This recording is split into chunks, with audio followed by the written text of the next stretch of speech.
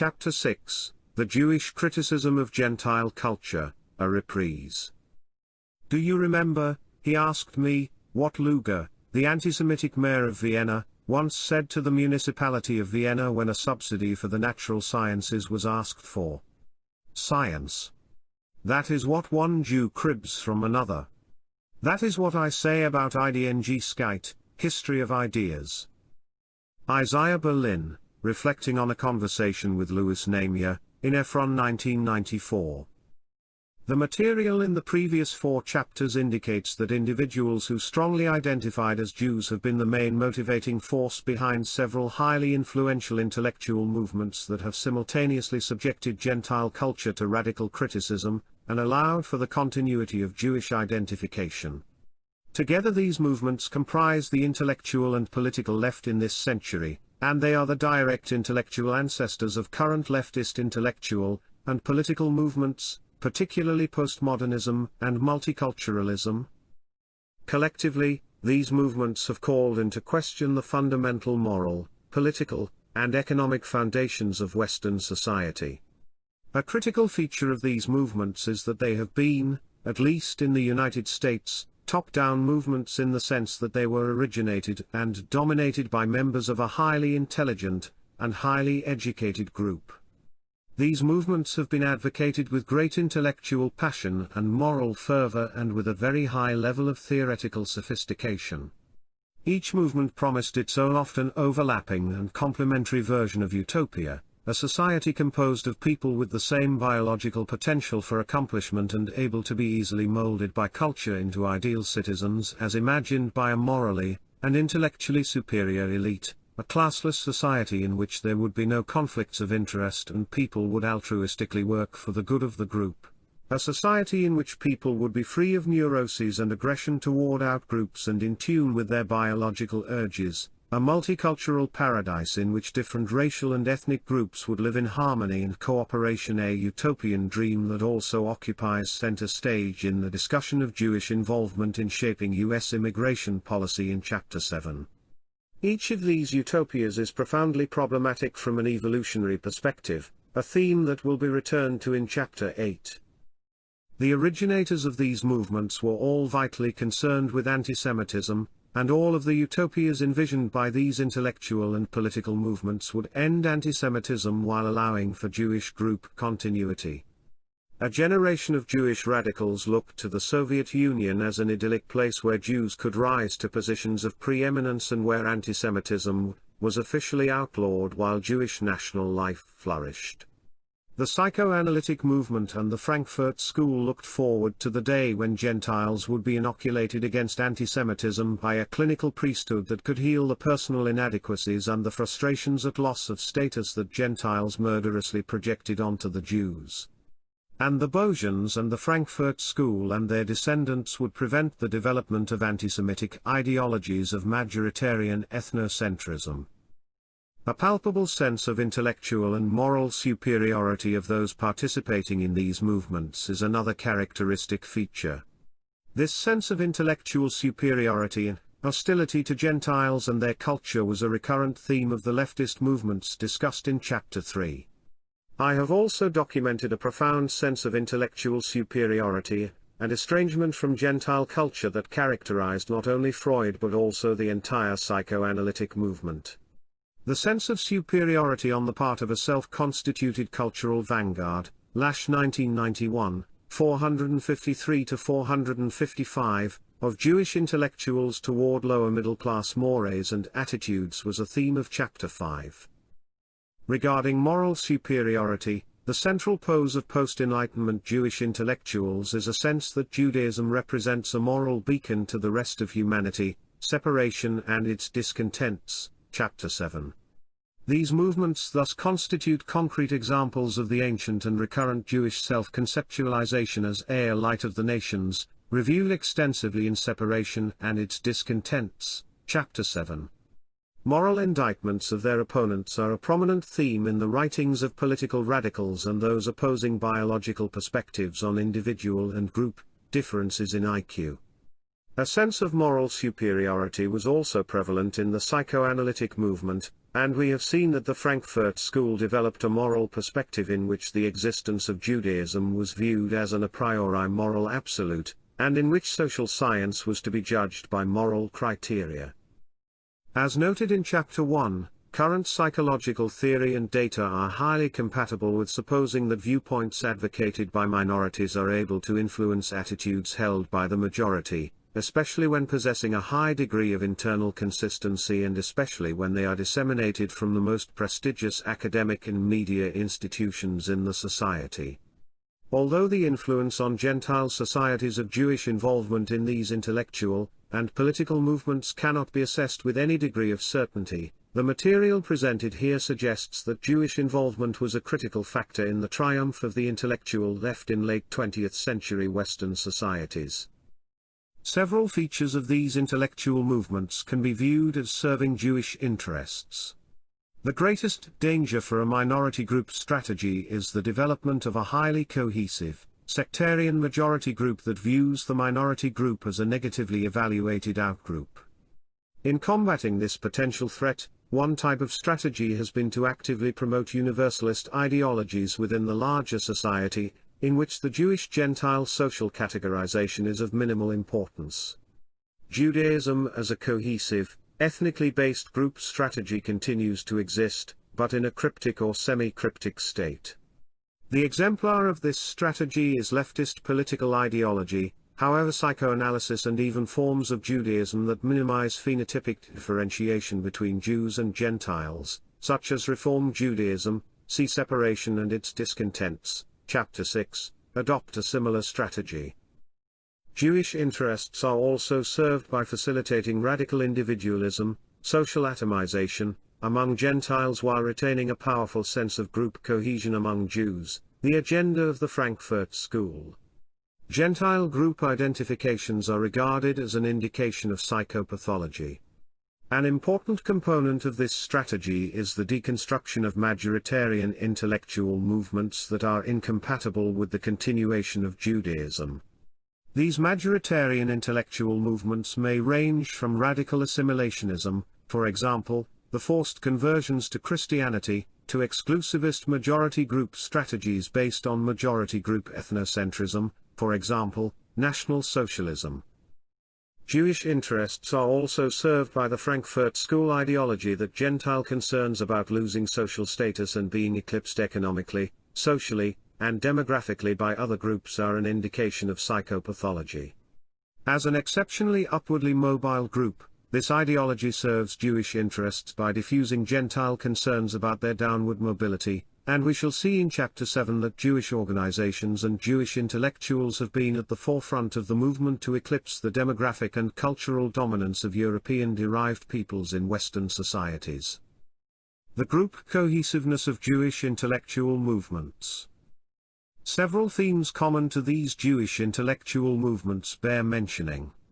An important thread apparent in the discussions of psychoanalysis, Bayesian anthropology, the Frankfurt School, and radical intellectual and political circles has been that Jewish intellectuals have formed highly cohesive groups whose influence derives to great extent from the solidarity and cohesiveness of the group. The influence of minority ideologies is augmented to the extent that there is a high degree of consensus and internal intellectual consistency among those adopting the minority position, see Chapter 1. Intellectual activity is like any other human endeavor. Cohesive groups outcompete individualist strategies. Indeed, the fundamental truth of this axiom has been central to the success of Judaism throughout its history, a people that shall dwell alone, Chapter 5. Indeed, Jewish associational patterns in science go well beyond the cohesive intellectual movements discussed here. Recently Greenwald and Shue, 1994, demonstrated a pattern of ethnic discrimination in scientific citations whereby Jewish authors were 40% more likely to cite Jewish authors than were non-Jewish authors. Jewish first authors of scientific papers were also approximately 3 times more likely to have Jewish co-authors than were non-Jewish first authors. Although the methods used in the study did not allow determination of the direction of discrimination, the findings reported throughout this volume strongly suggest that a large proportion of the discrimination originates with Jewish scientists. This is also suggested by the disproportionate representation of Jewish co-authors, presumably the result of Jewish in-group associational patterns both as mentors and colleagues. Moreover, where there are proportionate differences in group size, individuals in minority groups are generally more prone to in-group bias than are majority group members, Mullen 1991, suggesting that Jews would be more strongly inclined toward ethnic discrimination than Gentiles.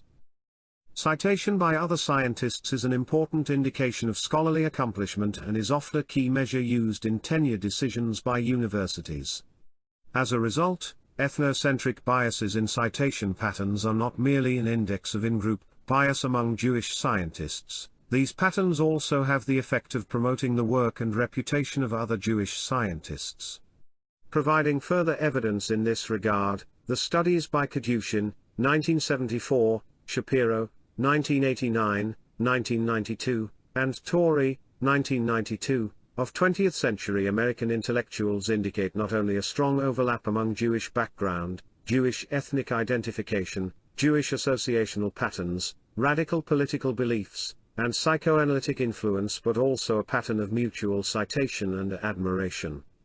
In Kadushin's study, almost half of the complete sample of elite American intellectuals were Jewish, Kadushin 1974, 23.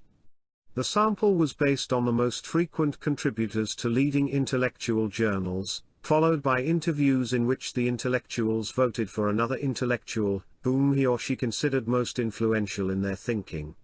Over 40% of the Jews in the sample received 6 or more votes as being most influential, compared to only 15% of non-Jews, p. 32. Jews have also been greatly overrepresented as editors, publishers and contributors to a variety of radical and liberal periodicals, including The Nation, The New Republic, and The Progressive, Rothman and Lichter 1982, 105. In 1974 The New Republic, TNR, was purchased by Martin Peretz, son of a devoted labor Zionist and right-wing Jabotinskyist, Alterman 1992, 185, and himself a leftist student activist before moving in the direction of neoconservatism. The only consistent theme in Peretz's career is a devotion to Jewish causes, particularly Israel. He reflects a major theme of Chapter 3 in that he abandoned the New Left when some in the movement condemned Israel as racist and imperialist. During the 1967 Arab-Israeli War, he told Henry Kissinger that his dovishness stopped at the delicatessen door, p. 185, and many among his staff feared that all issues would be decided on the basis of what was good for the Jews, p. 186. Indeed, one editor was instructed to obtain material from the Israeli embassy for use in TNR editorials. It is not enough to say that TNR's owner is merely obsessed with Israel, he says so himself. But more importantly, Peretz is obsessed with Israel's critics, Israel's would-be critics, and people who never heard of Israel, but might one day know someone who might someday become a critic, p. 195. The New York Intellectuals as a Jewish Movement.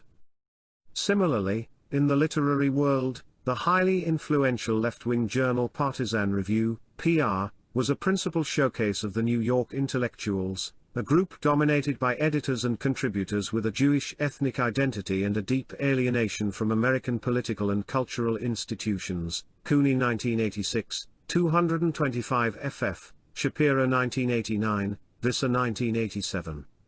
Clement Greenberg, the highly influential art critic whose work helped establish the abstract expressionist movement in the 1940s, is a prototypical member of this group. He made his reputation entirely within what one might term a Jewish intellectual milieu. Greenberg was a writer for PR, managing editor of Contemporary Jewish Record, the forerunner of commentary, longtime editor of commentary under Elliot Cohen, as well as art critic for The Nation. There was thus an overlap between official Jewish publications and the secular intellectual journals associated with the New York Intellectuals. Indeed, commentary, published by the American Jewish Committee, became the most widely known journal of the New York Intellectuals, serving to introduce a wider audience to their ideas while also dealing with Jewish issues. Several New York Intellectuals had editorial positions at Commentary, including, besides Greenberg, Robert Warshaw, Nathan Glazer, Irving Kristol, Sidney Hook, and Norman Podhoretz. PR editor Philip Raff also served as managing editor for Contemporary Jewish Record. Because of the overlap among the contributors and editors, the following are considered the magazines associated with the New York Intellectuals: Jemonville 1991, 8, 234, PR, Commentary, Menorah Journal, Dissent, The Nation, Politics, Encounter, The New Leader, The New York Review of Books, The Pubic Interest, The New Criterion, The National Interest, and Tikkun. PR originated as an offshoot of the Communist Party, its central figures all Marxists and admirers of Trotsky. There was, however, an increasingly heavy dose of psychoanalysis beginning in the 1940s.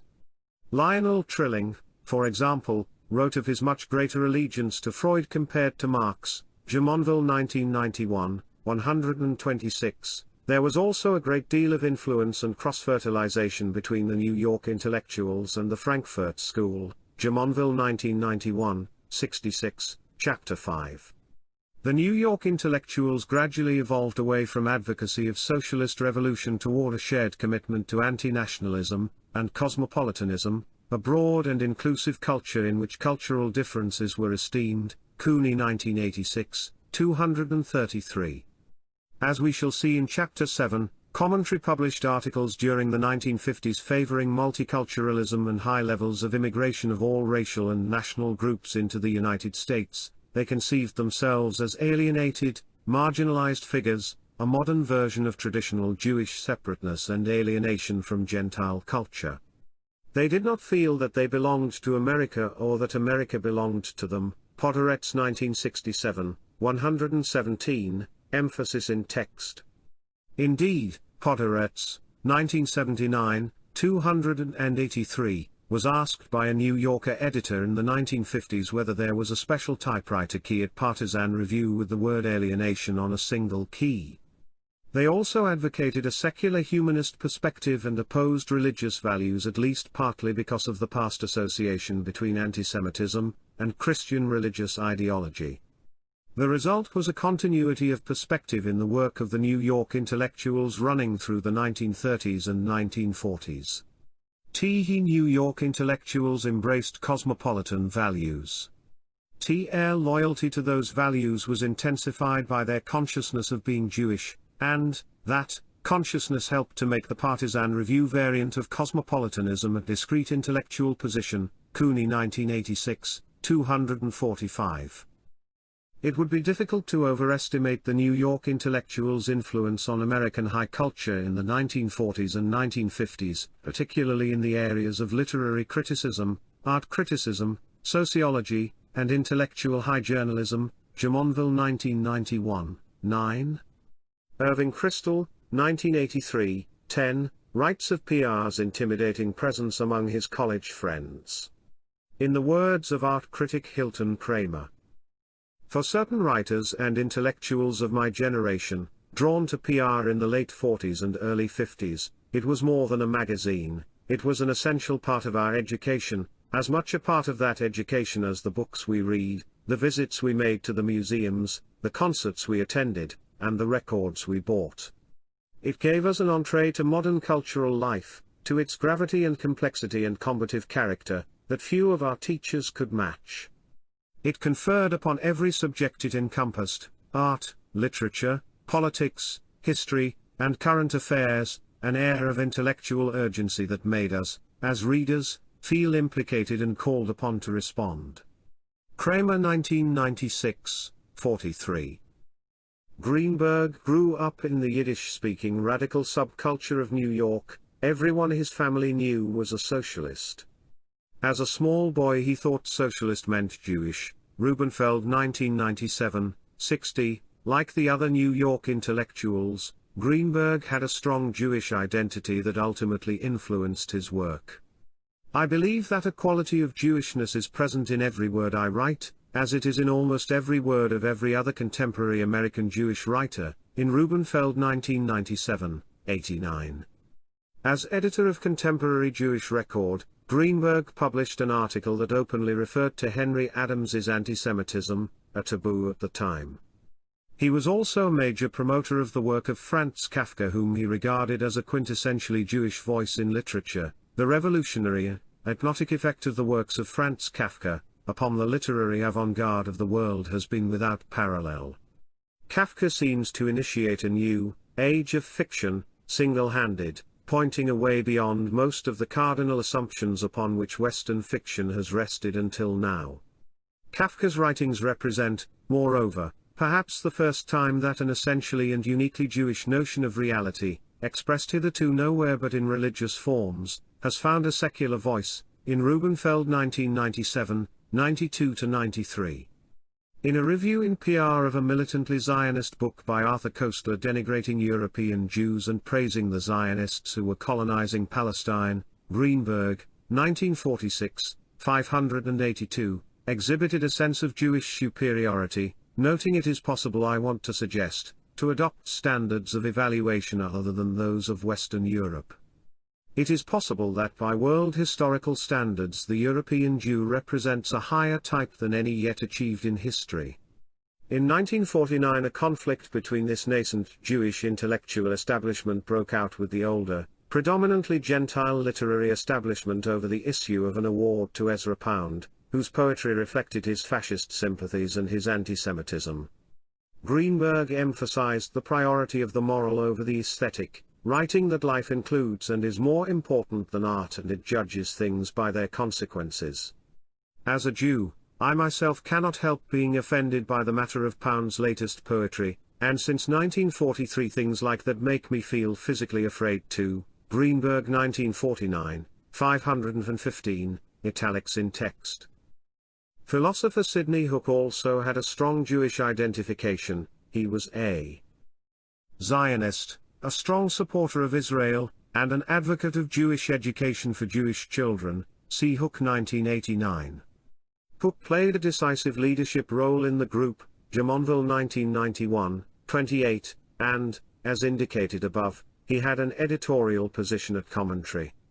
In his reflections on the Jewish question he wrote, "The causes of antisemitism are not to be found in the behavior of Jews," Hook 1949, 465.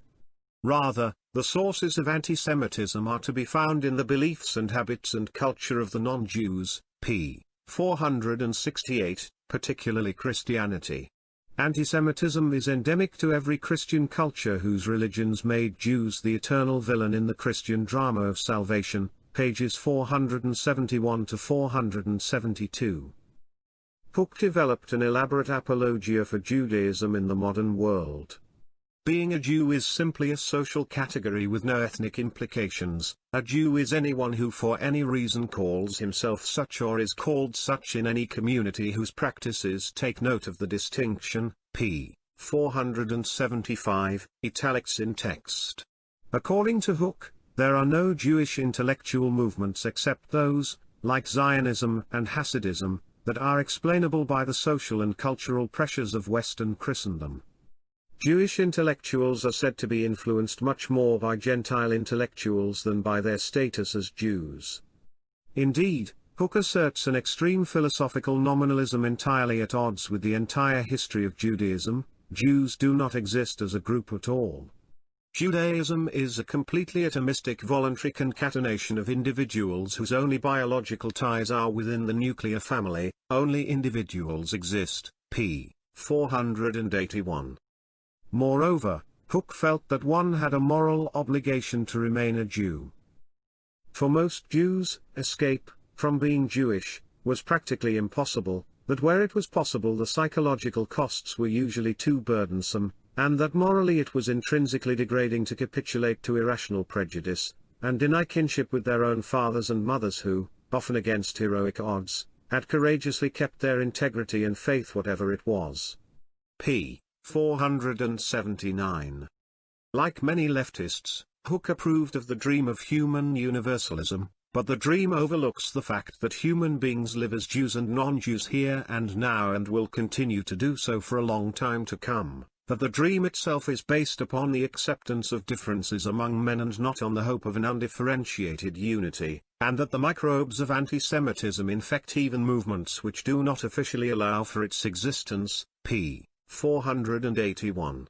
Hooke was highly sensitive to anti-Semitism on the left, beginning with the Trotsky-Stalin conflict during the 1920s, see Chapter 3. Jews would thus continue to exist as Jews long after Hooke's utopia of democratic socialism had been created. For Hooke, leftist universalism properly understood implies an acceptance of cultural diversity as not only central to a philosophy of Judaism but central to the idea of democracy itself. No philosophy of Jewish life is required except one, identical with the democratic way of life, which enables Jews who for any reason at all accept their existence as Jews to lead a dignified and significant life, a life in which together with their fellow men they strive collectively to improve the quality of democratic, secular cultures and thus encourage a maximum of cultural diversity, both Jewish and non-Jewish. If it is pruned of its utopianism, and its failure to understand that the ethics of democracy presupposes not an equality of sameness or identity but an equality of differences, much of the universalist view still has a large measure of validity. Pages 480 to 481. For Hooke, 1948, 201 to 202, diversity of experience, including ethnic and cultural diversity, direct or indirect, is immediately enjoyable. It safeguards us against provincialism, and the tyranny of the familiar, whose hold may sometimes be so strong as to incapacitate us from making new responses necessary for survival. Growth in maturity consists largely in learning to appreciate differences. Hooke thus expresses the fundamental Jewish interest in cultural and ethnic diversity that is a central theme of Chapter 7 on Jewish involvement in U.S. immigration policy. The New York intellectuals included the following prominent Jewish participants, classified roughly according to main area of involvement, although they tended to be generalists rather than specialists: Eliot Cohen, editor of Menorah Journal and founding editor of Commentary; Sidney Hooke, Hannah Arendt, Political Philosophy, Political and Intellectual Journalism; William Phillips and Philip Raff, editors of PR, Literary Criticism, Intellectual Journalism; Lionel Trilling, Diana Trilling, Leslie Fiedler, Alfred Kazin, and Susan Sontag; Literary Criticism, Robert Warshaw; Film Criticism and Cultural Criticism, Isaac Rosenfeld, Delmore Schwartz, Paul Goodman, Saul Bellow, and Norman Mailer; Fiction and Poetry, Literary Criticism, Irving Howe; Political Journalism, Literary Criticism, Melvin J. Lasky, Norman Podhoretz, and Irving Kristol; Political Journalism, Nathan Glazer, Seymour Martin Lipset, Daniel Bell, Edward Shills, David Reisman, and Michael Valzer; Sociology, Lionel Abel, Clement Greenberg, George L. K. Morris, Maya Shapiro, and Harold Rosenberg; Art Criticism. The New York intellectuals spent their careers entirely within a Jewish social and intellectual milieu. When Rubenfeld, 1997, lists people Greenberg invited to social occasions at his apartment in New York, the only Gentile mentioned is artist William de Kooning. Revealingly, Michael Resin, 1994, 33, refers to Dwight Macdonald, another Trotskyist contributor to PR, as a distinguished goy among the Partizanskis. Another non-Jew was writer James T. Farrell, but his diary records a virtually all-Jewish social milieu in which a large part of his life was spent in virtual non-stop social interaction with other New York intellectuals. Cooney, 1986, 248. Indeed, Podhoretz, 1967, 246 to 248, refers to the New York intellectuals as a family who, when they attended a party, arrived at the same time and socialized among their in-group. Cultural critique was central to the work of the New York intellectuals. To Raff, 1978, 305 to 306, modernist culture was important because of its potential for cultural critique. Modernism encouraged the creation of moral and aesthetic values running counter to and often violently critical of the bourgeois spirit. What is modern literature if not a vindictive, neurotic, and continually renewed dispute with the modern world. Such pronouncements on the critical potential of even the most abstract art reflected the views of Frankfurt School theorists Adorno and Horkheimer, the latter of whom noted that an element of resistance is inherent in the most aloof art. Horkheimer 1941, 291. The New York intellectuals exemplified the tendency to exude a sense of moral and intellectual superiority combined with a very real politic ability to promote and consolidate the power of the in-group that is typical of the movements reviewed in this volume. In their own self-conception, the New York intellectuals combined genuine loyalty to values under siege with the cultivation of an image, the image of a detached and alienated intelligentsia holding the line against corruptions of mind and spirit. I have noted that Clement Greenberg emphasized the priority of the moral over the aesthetic. Similarly, Lionel Trilling viewed literary criticism as centrally concerned with the quality that life does not have but should have, in Jumonville 1991, 123. In the political arena, issues were portrayed as a struggle between good and evil. The emphatic, emotion-charged, often moralistic positions that the New York intellectuals established, and the tendency to identify their own views with fundamental intellectual integrity, worked against the commitment to openness and free thought proclaimed in their public statements and implicit in their attachment to cosmopolitan values. Cooney 1986, 265. The elitism in the New York intellectuals' outlook was not a socio-economic sort dependent on upper-class privileges of course, but rather an intellectual elitism, a Jeffersonian aristocracy of talent, ability, intelligence, and critical acuity. They were worried about maintaining the intellectual vocation and its values. Further, they were the elite in the sense of being elect or chosen. But all these types of elitism had some connection, they were ways of conserving power for one group, and they resulted in a patronizing condescension toward the lower orders of society. Jumonville 1991, 169. This condescension and failure to respect others' ideas are particularly obvious in the New York intellectuals' attitudes toward traditional American culture, especially the culture of rural America. There is a large overlap between the New York intellectuals and the anti-populist forces who, as discussed in Chapter 5, used the authoritarian personality to pathologize the behavior of Gentile Americans and particularly the lower middle class. The New York intellectuals were cultural elitists who abhorred cultural democracy and feared the masses while nevertheless remaining consistently left of center politically. The movement was a leftist elitism, a leftist conservatism, we might say, that slowly evolved into neoconservatism. Jumonville 1991, 185.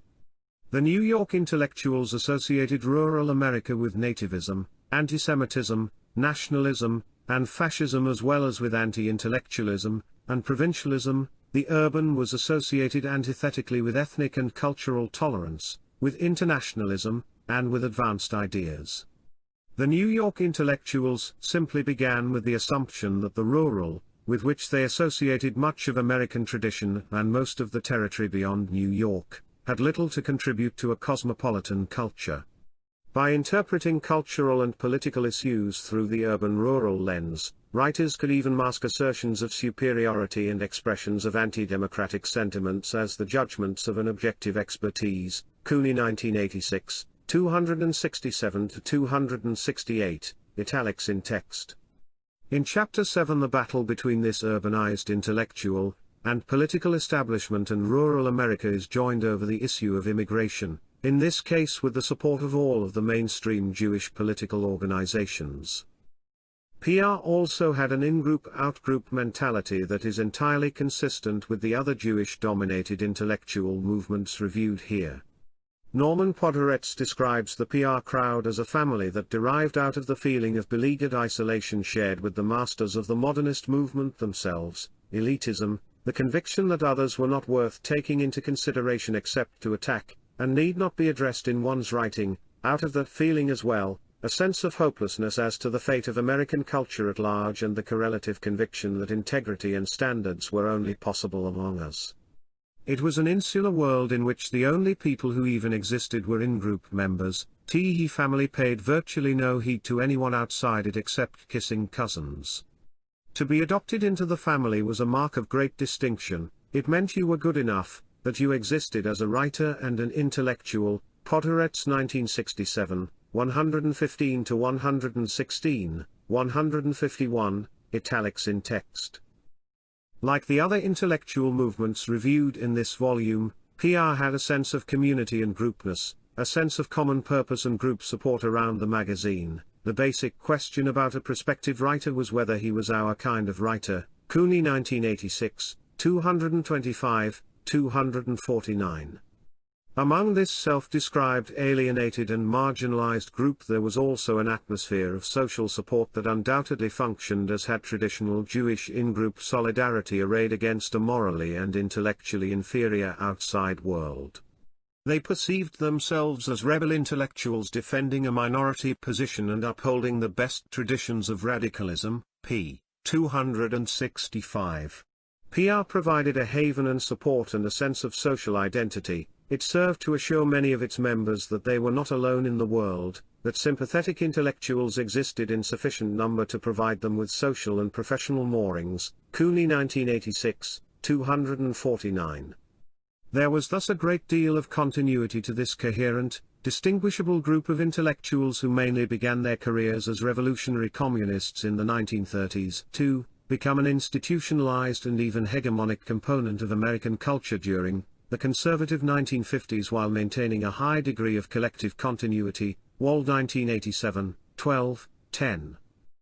Consistent with the multiple overlapping alliances generated by this Jewish intellectual milieu, there were charges that a Jewish literary establishment was able to determine success in the literary world and that it advanced the careers of Jewish writers. Jewish group cohesiveness was implied by Truman Capote and Gore Vidal, who complained about the ability of Jewish intellectuals to determine success in the literary world and to their tendency to promote Jewish writers. See Podhoretz 1986, 24. Capote described a Jewish mafia in the literary world as a clique of New York-oriented writers who control much of the literary scene through the influence of the quarterlies and intellectual magazines. All of these publications are Jewish-dominated, and this particular coterie employs them to make or break writers by advancing or withholding attention. In Podhoretz 1986, 23. I suppose that in addition to whatever conscious feelings of Jewishness underlie these associational patterns, there is also an unconscious solidarity that Jews have with other Jews, and that facilitates the overlapping alliances and mutual citation patterns discussed here.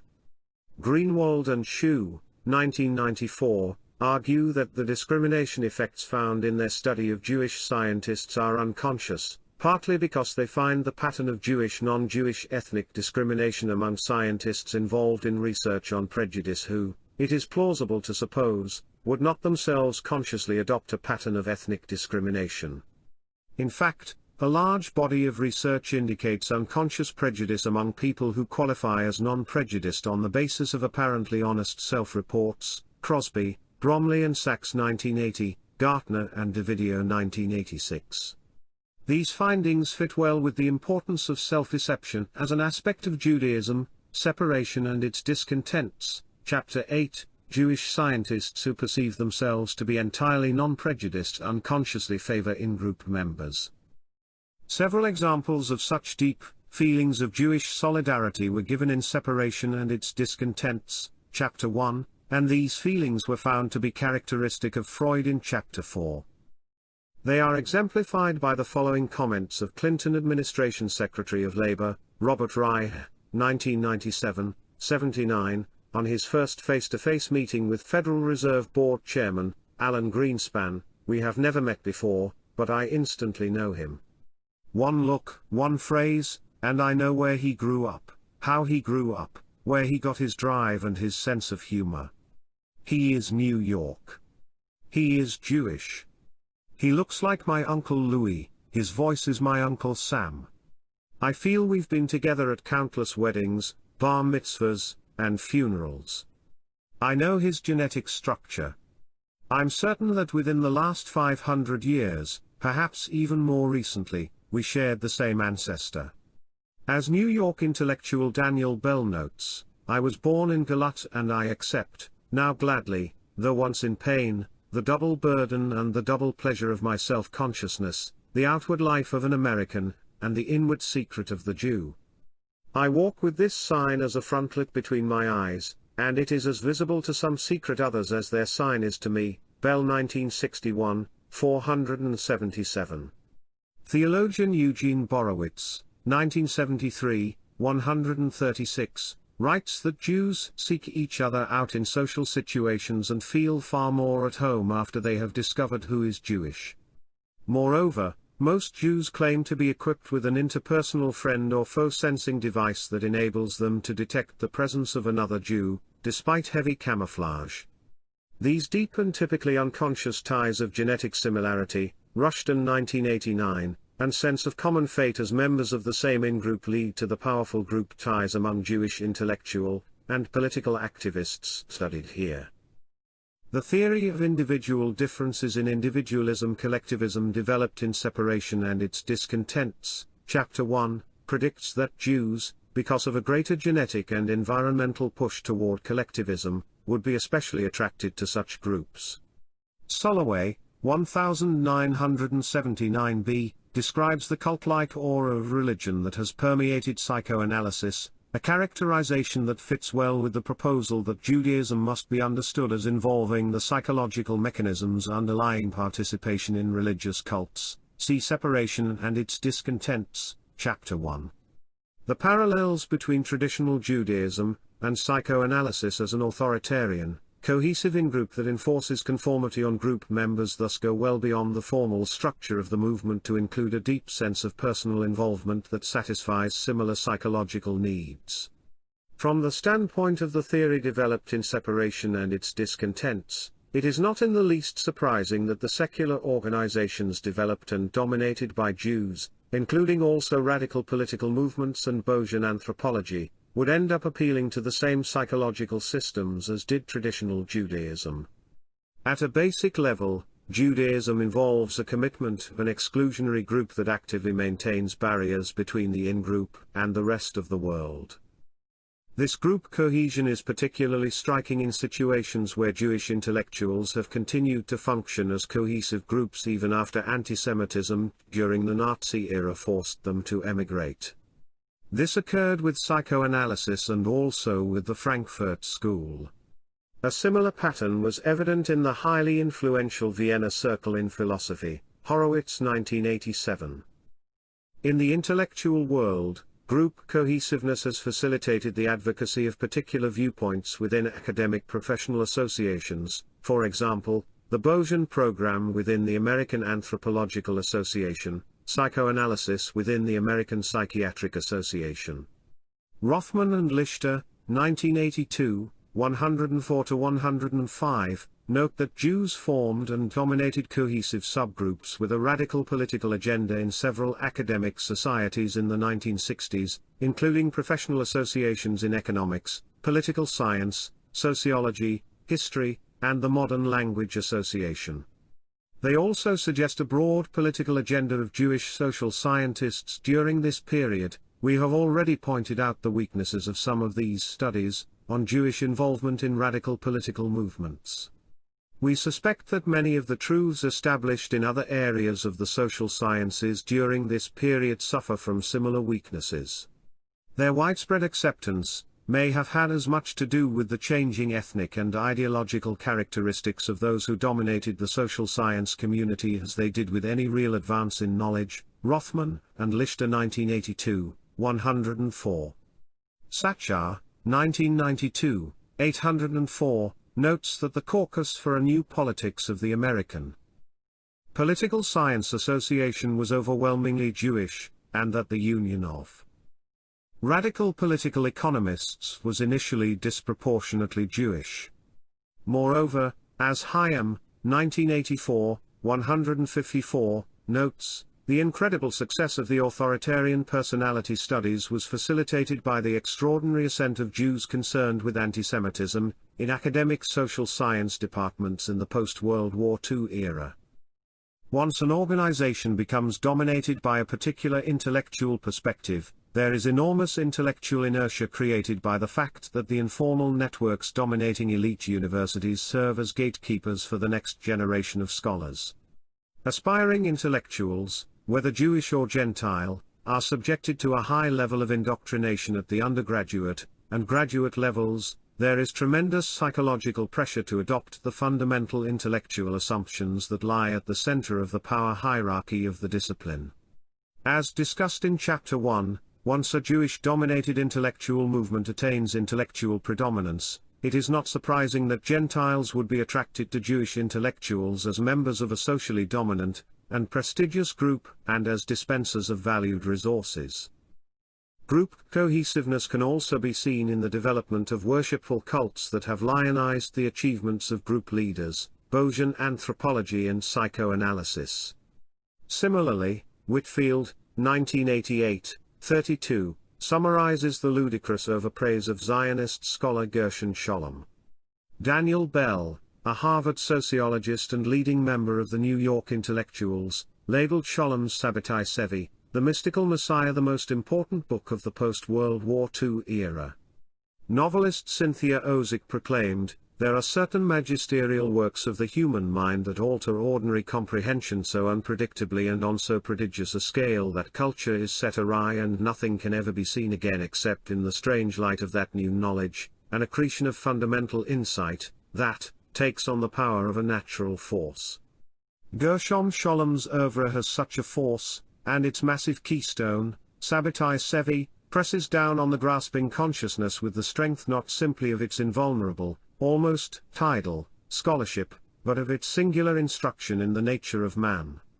Whitfield comments that by the time Ozick was done, even Aristotle began to look like an underachiever, even Freud was confined to a peephole into a dark chamber, while Scholem had become elevated into a radio telescope monitoring the universe. Apart from ethnic boosterism, perhaps Scholem was viewed as of universal importance because he deliberately downplayed Jewish particularism in his work. See preface to the first paperback edition. It is interesting to note other examples of cohesive groups of Jewish intellectuals besides those considered in the previous chapters. In 16th century Spain, a concentrated group of converso intellectuals were intimately involved in making the University of Alcalá into a bastion of nominalism, a doctrine widely viewed as subversive of religion. González, 1989. George Moss, 1970, 172, describes a group of predominantly Jewish leftist intellectuals in the Weimar period that attained a certain cohesion through the journals it made its own. Similarly, Irving Louis Horowitz, 1987, 123, describes an organic group of Austrian Marxist intellectuals during the pre-World War II period who shared in common Jewish ancestry if not Zionist persuasions. Horowitz, 1987, 124, notes that the Austrian Marxist group and the Frankfurt School had shared ethnic and religious backgrounds, not to mention overlapping networks and cohorts resulting ultimately from the unity of pre-war European German Jewish life. Another interesting example is a highly cohesive group of neo-Kantian Jewish intellectuals, centered at the University of Marburg under the leadership of Hermann Cohen in late 19th century Germany, Schwarzschild, 1979, 136. Cohen, 1842–1918, who ended his career teaching at a rabbinical seminary, rejected the historicism of the Volkist thinkers and the Hegelians in favor of an idealistic version of Kantian rationalism. A primary intellectual goal was to suppose that the ideal Germany must be defined in universal moral terms that rationalized the continued existence of Jewish particularism, a Germanism that might demand of me that I surrender my religion and my religious inheritance. I would not acknowledge as an ideal peoplehood in which the power and dignity of the state inhere. A Germanism that might demand such a surrender of religious selfhood, or that could even approve of and project it, simply contradicts the world historical impulsion of Germanism, in Schwarzschild, 1979, 143. As with the Frankfurt School, there is an absolute ethical imperative that Judaism exist and that Germany not be defined in ethnic terms that would exclude Jews. In Cohen's philosophical utopia, different socio-historical entities will not so much merge into one as live peaceably and creatively with one another. Schwarzschild 1979, 145, an expression of Horace Callan's cultural pluralism model reviewed in Chapter 7. Cohen's group was viewed by anti-Semites as having an ethnic agenda, and Schwarzschild, 1979, 140, notes that the spirit of Marburg Neo-Kantianism was in fact largely determined by the Jewishness of its adherents. A common criticism was that the Marburg school engaged in highly creative reinterpretations of historical texts, notably including interpretations of Judaism and such notoriously ethnocentric Jewish thinkers as Maimonides as representing a universalistic ethical imperative. Suggesting deception or self-deception, there was a tension between Cohen's avowed German nationalism with his pronouncements of great concern for the suffering of Jews in other countries and his urging of other Jews to look to German Jews for guidance, rather 1990, 182-183.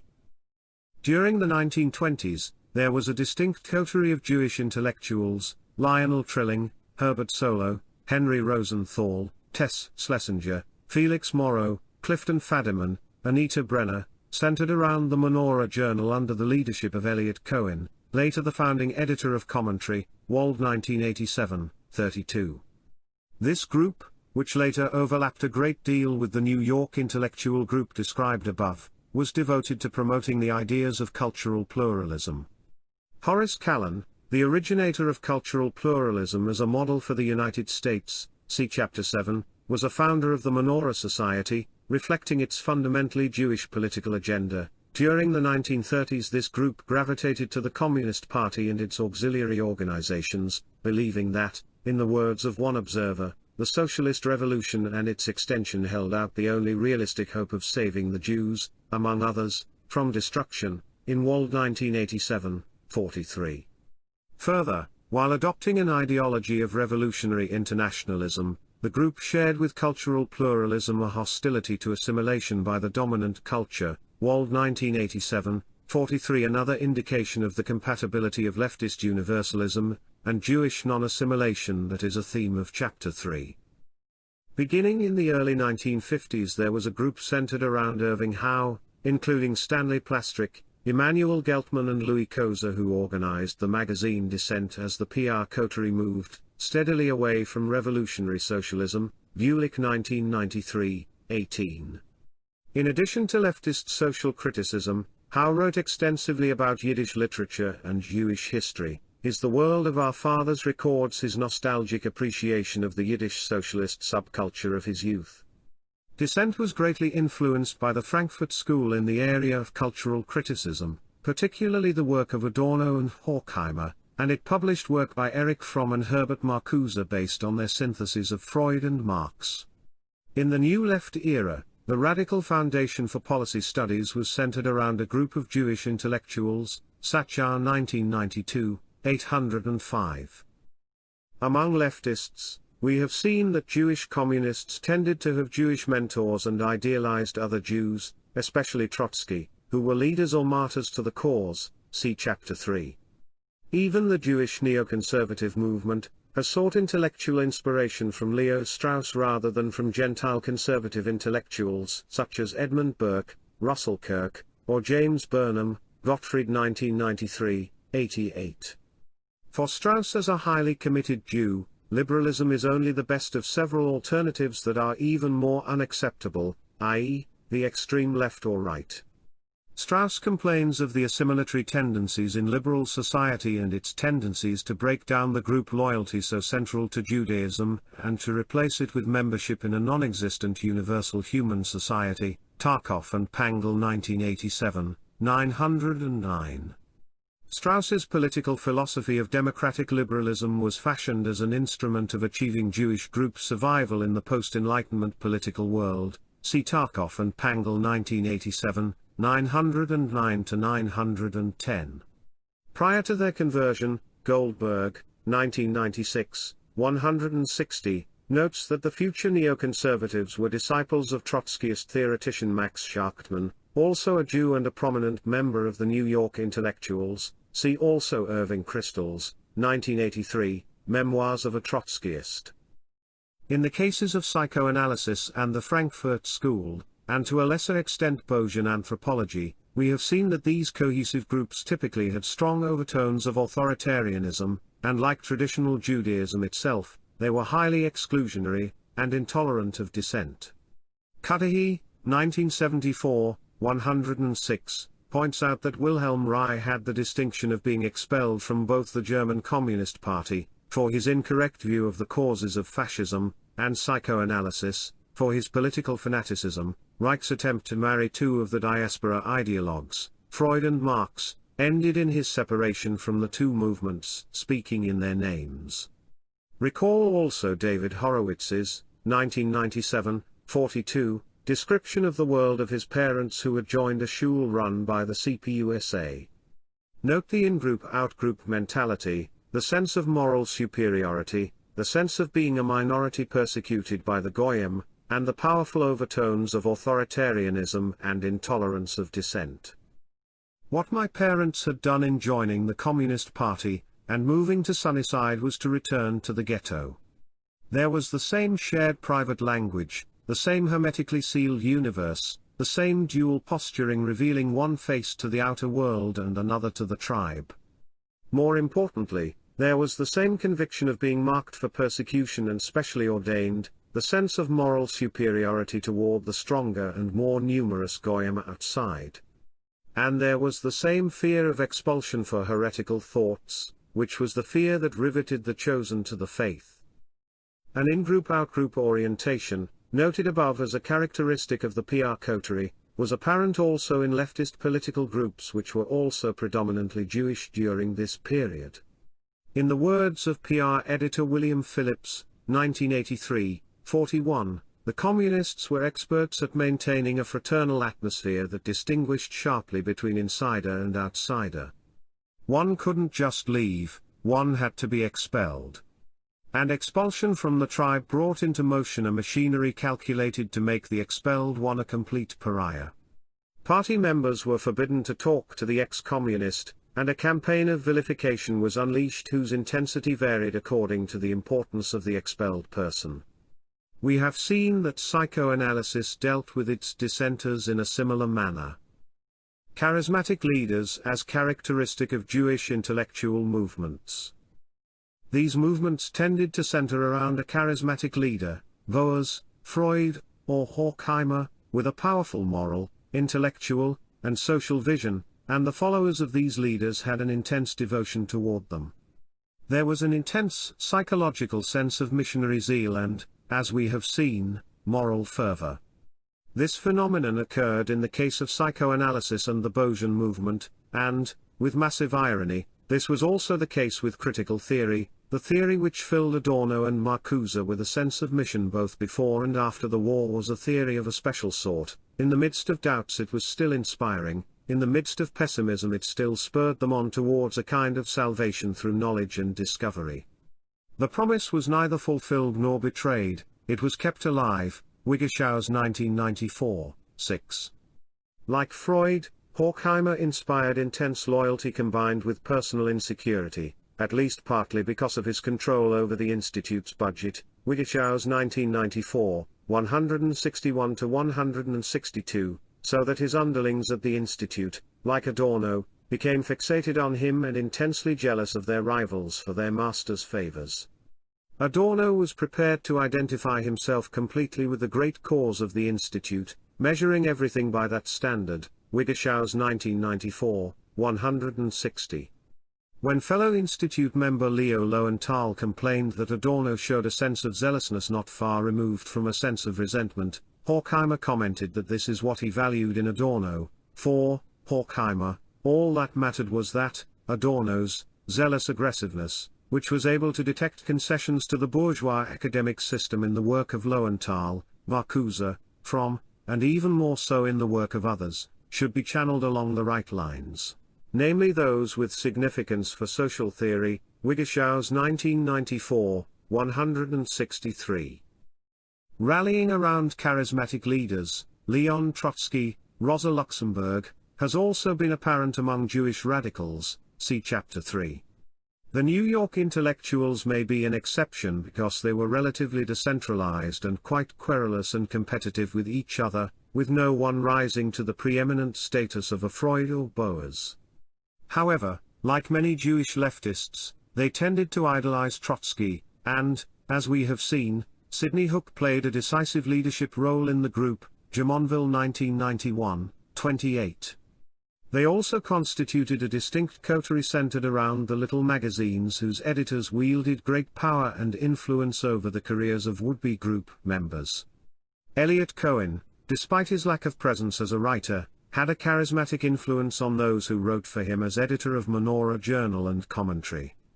Lionel Trilling labeled him a tormented genius, in Jumonville 1991, 117, a leader who influenced many, including Trilling in their journey from Stalinism to anti-Stalinism, and finally toward the beginnings of neoconservatism. Prospective members of the in-group typically idolized in-group members as cultural icons. Norman Podhoretz, 1967, 147, writes of his wide-eyed worshipful fascination with the PR crowd at the beginning of his career. In-group members paid rapt attention to others in the group, Cooney 1986, 249.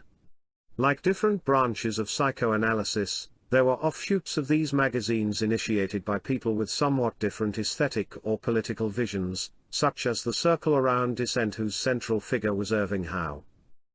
This tendency to rally around a charismatic leader is also a characteristic of traditional Jewish groups.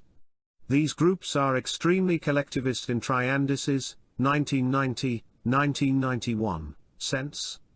The authoritarian nature of these groups and the central role of a charismatic rabbi are particularly striking. A Haredi will consult his rabbi or Hasidic rabbi on every aspect of his life, and will obey the advice he receives as though it were an halachic ruling. Landor 1993, 47. The Haredim's blind obeisance to rabbis is one of the most striking characteristics of Haredism in the eyes of the outside world, both Jewish and Gentile. Landor 1993, 45. Famous rabbis are revered in an almost godlike manner, Tzadikism, or cult of personality, and indeed there was a recent controversy over whether the Lubavitcher Rebbe Schneerson claimed to be the Messiah. Many of his followers believed that he was. Mintz, 1992, 348 ff, points out that it is common for Hasidic Jews to view their rabbi as the Messiah. This intensity of group feeling centered around a charismatic leader is reminiscent of that found among traditional Eastern European Jews who were the immediate ancestors of many of these intellectuals.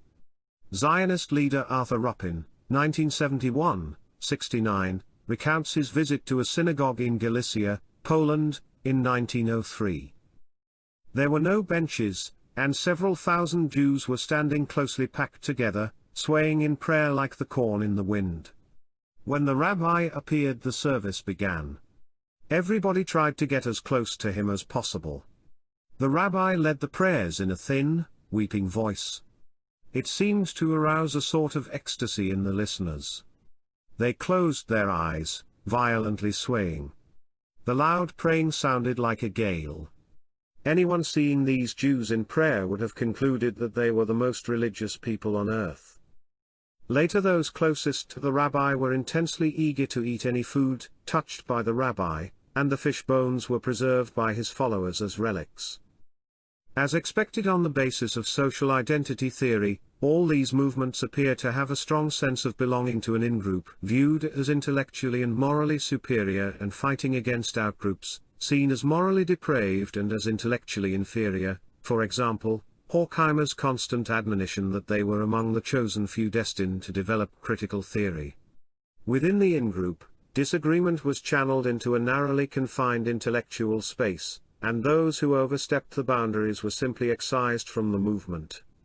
The comments of Eugen Bleuler to Freud when he left the psychoanalytic movement in 1911 are worth quoting again, because they describe a central feature of psychoanalysis, and the other movements reviewed in this volume. This who is not for us is against us, this all or nothing, is necessary for religious communities and useful for political parties. I can therefore understand the principle as such, but for science I consider it harmful. In Gay 1987, 144-145. All these features are central to traditional Judaism as well and are compatible with proposing that a basic feature of all manifestations of Judaism is a proneness to developing highly collectivist social structures with a strong sense of in-group out-group barriers. See A People That Shall Dwell Alone, Chapter 8. Another important theme is that psychoanalysis, and the authoritarian personality studies showed strong overtones of indoctrination. Theories were developed in which behavior that did not conform to politically acceptable standards was conceptualized as an indication of psychopathology. This is apparent in the tendency for psychoanalysis to attribute rejection of psychoanalysis itself to various forms of psychopathology, as well as in its general perspective that a pathology-inducing Gentile culture was the source of all forms of psychiatric diagnosis, and that antisemitism was the sign of a disturbed personality. The authoritarian personality studies built on this tradition with its discovery that the failure to develop a liberal personality, and to deeply and sincerely accept liberal political beliefs was a sign of psychopathology. Indeed, one might note that a common theme of all these movements of cultural criticism is that Gentile-dominated social structures are pathogenic. From the psychoanalytic perspective, including the Frankfurt School, human societies fail to meet human needs that are rooted in human nature, with the result that humans develop a variety of psychiatric disorders as a response to our fall from naturalness and harmony with nature.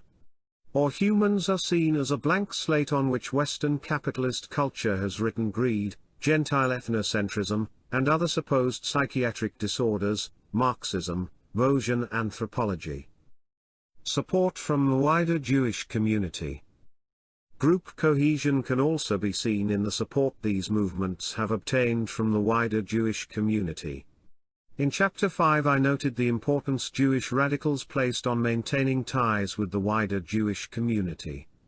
The wider Jewish community provided economic support for psychoanalysis as the preferred form of psychotherapy among Jews, Glaser and Moynihan 1963. It also provided philanthropic support for institutes of psychoanalysis. Jews also provided the great majority of the financial support of the University of Frankfurt as a haven for German Jewish intellectuals beginning in the Wilhelmine period, see W. E. Moss 1989, 318 ff, and the Institute for Social Research at the University of Frankfurt was established by a Jewish millionaire, Felix Weil, with a specific intellectual political mission that eventually developed into critical theory, Wigeshau's 1994. In the United States, foundations such as the Stern Family Fund, the Rabinowitz Fund, and the Rubin Foundation provided money for radical underground publications during the 1960s, Sachar 1992, 804. Much earlier, American Jewish capitalists like Jacob Schiff financed Russian radical movements directed at overthrowing the Tsar and may well have had considerable impact, Goldstein 1990, 26-27. Tchaikovsky 1967. Moreover, Jewish influence in the popular media was an important source of favorable coverage of Jewish intellectual movements, particularly psychoanalysis, and 1960s political radicalism, Rothman, and Lichter 1982. Favorable media depictions of psychoanalysis were common during the 1950s, peaking in the mid-60s when psychoanalysis was at the apex of its influence in the United States. Hale 1995, 289. Popular images of Freud revealed him as a painstaking observer, a tenacious worker, a great healer, a truly original explorer, a paragon of domestic virtue, the discoverer of personal energy, and a genius. p. 289. Psychiatrists were portrayed in movies as humane and effective. The number of Hollywood stars, directors, and producers who were in analysis was legion. p. 289. An important aspect of this process has been the establishment of journals directed not only at a closed community of academic specialists but also at a wide audience of educated readers and other consumers of the counterculture. The support of the wider Jewish community can also be seen in the association between Jewish-owned publishing houses and these intellectual movements, as in the case of the association between the Frankfurt School and the Hirschfeld Publishing Company, Wigeshau's 1994, 2. Similarly, the Straussian neoconservative movement developed access to the mainstream intellectual media. Disciples of Leo Strauss have developed their own publishing and reviewing network, including neoconservative publications, Basic Books, and the university presses at Cornell University, Johns Hopkins University, and the University of Chicago, Gottfried 1993, 73. Access to elite universities and elite media. These ideologies were promulgated by the most prestigious institutions of the society, and especially by elite universities and the mainstream media, as the essence of scientific objectivity. The New York intellectuals, for example, developed ties with elite universities, particularly Harvard, Columbia, the University of Chicago, and the University of California, Berkeley, while psychoanalysis and Bayesian anthropology became well entrenched throughout academia. The moral and intellectual elite established by these movements dominated intellectual discourse during a critical period after World War II and leading into the countercultural revolution of the 1960s. These movements dominated intellectual discourse by the time of the sea change in immigration policy in the 1960s, see Chapter 7. The implication is that individuals receiving a college education during this period were powerfully socialized to adopt liberal radical cultural and political beliefs. The ideology that ethnocentrism was a form of psychopathology was promulgated by a group that over its long history had arguably been the most ethnocentric group among all the cultures of the world.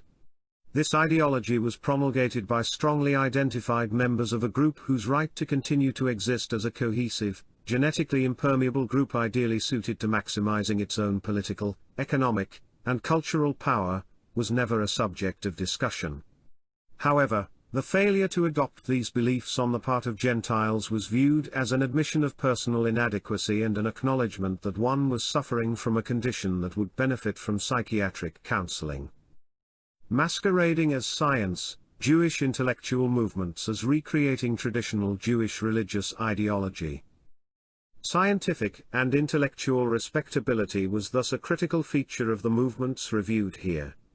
Nevertheless, these intellectual movements have been fundamentally irrational, an irrationality that is most apparent in the entire conduct of psychoanalysis as an authoritarian, quasi-scientific enterprise and in the explicit depiction of science as an instrument of social domination by the Frankfurt School. It is also apparent in the structure of psychoanalysis and radical political ideology, which are, like traditional Jewish religious ideology, essentially hermeneutic theories in the sense that the theory is derived in an a priori manner and is constructed so that any event is interpretable within the theory. The paradigm is shifted from a scientific perspective that emphasizes the selective retention of theoretical variants, Campbell 1987, Hull 1988, Popper 1963, to a hermeneutic exercise in which any and all events can be interpreted within the context of the theory. In the case of critical theory, and to a considerable extent, psychoanalysis, the actual content of the theory continually changed and there was divergence among its practitioners, but the goal of the theory as a tool of leftist social criticism remained intact. Despite the fundamental irrationality of these movements, they have often masqueraded as the essence of scientific or philosophical objectivity. They have all sought the aura of science. Hollinger, 1996, 160, in describing what he terms a secular, increasingly Jewish, decidedly left-of-center intelligentsia based largely but not exclusively in the disciplinary communities of philosophy and the social sciences, notes that science offered itself to Harvard historian Richard Hofstadter and to many of his secular contemporaries as a magnificent ideological resource.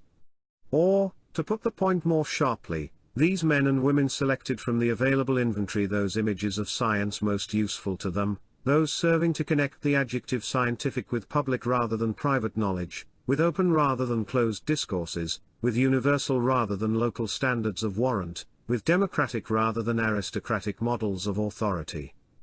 Harvard sociologist Nathan Glaser included himself and the other New York intellectuals in his statement that sociology is still for many socialists and sociologists the pursuit of politics through academic means, in Jumonville 1991, 89.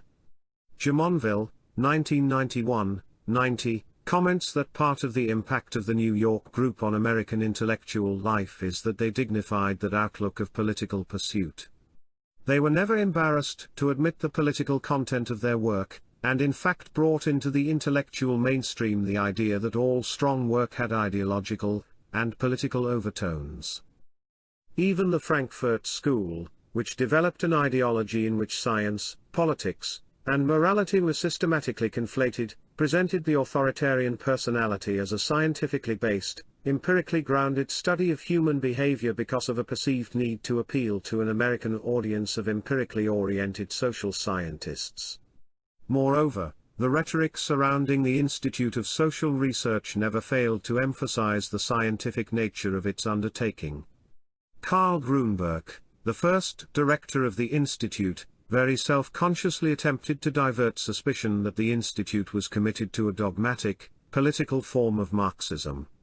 It was committed, he maintained, to a clearly articulated scientific research methodology. I need not emphasize the fact that when I speak of Marxism here I do not mean it in a party political sense, but in a purely scientific one, as a term for an economic system complete in itself, for a particular ideology and for a clearly delineated research methodology, in Wiggershau's 1994, 26. Similarly, the PR group portrayed itself as being on the side of science, as exemplified by PR editor William Phillips, whose list of scientists included Marx, Lenin, and Trotsky, Cooney 1986, 155, 194. Particularly important in this general endeavor has been the use of a rationally argued, philosophical skepticism as a tool in combating scientific universalism. Skepticism in the interest of combating scientific theories one dislikes for deeper reasons has been a prominent aspect of 20th-century Jewish intellectual activity, apparent not only as a defining feature of Bayesian anthropology but also in much anti-evolutionary theorizing and in the dynamic contextualist view of behavioral development discussed in Chapter 2. In general, this skepticism has been aimed at precluding the development of general theories of human behavior in which genetic variation plays a causative role in producing behavioral or psychological variation, or in which adaptationist processes play an important role in the development of the human mind. The apotheosis of radical skepticism can be seen in the negative dialectics of the Frankfurt School and in Jacques Derrida's philosophy of deconstruction, which are directed at deconstructing universalist, assimilatory theories of society as a homogeneous, harmonious whole on the theory that such a society might be incompatible with the continuity of Judaism. As in the case of Jewish political activity described in Chapter 7, the effort is aimed at preventing the development of mass movements of solidary groups of Gentiles and a repetition of the Holocaust. The fundamental insight of the Frankfurt School and its recent postmodernist offshoots, as well the Bayesian School of Anthropology and much of the criticism of biological and evolutionary perspectives in the social sciences reviewed in Chapter 2, is that a thoroughgoing skepticism, and its consequent fragmentation of intellectual discourse within the society as a whole, is an excellent prescription for the continuity of collectivist minority group strategies. Within the intellectual world, the greatest potential danger for a collectivist minority group strategy is that science itself as an individualist enterprise conducted in an atomistic universe of discourse could in fact coalesce around a set of universalist propositions about human behavior, propositions that would call into question the moral basis of collectivist minority group strategies, such as Judaism. One way to prevent this is for science itself to be problematized and replaced by a pervasive skepticism about the structure of all reality.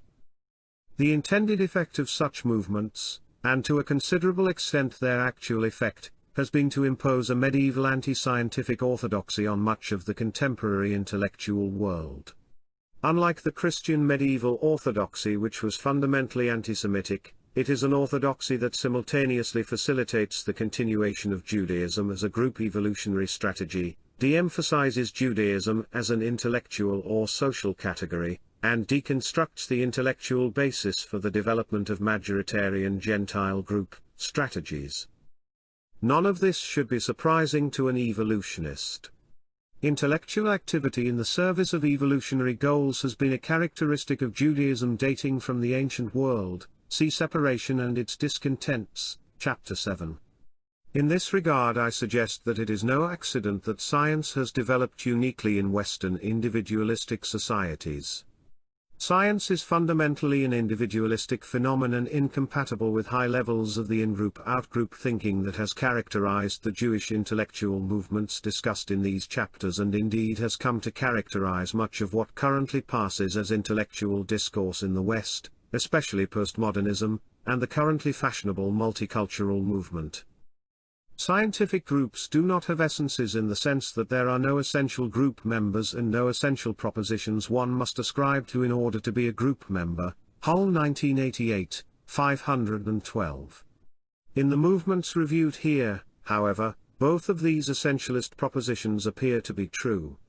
For example, whereas, as Hull suggests, even Darwin could have absented himself or been ejected from the group without the evolutionary program losing its identity, I rather doubt that Freud could have been similarly ejected from the psychoanalytic movement without changing entirely the focus of the movement.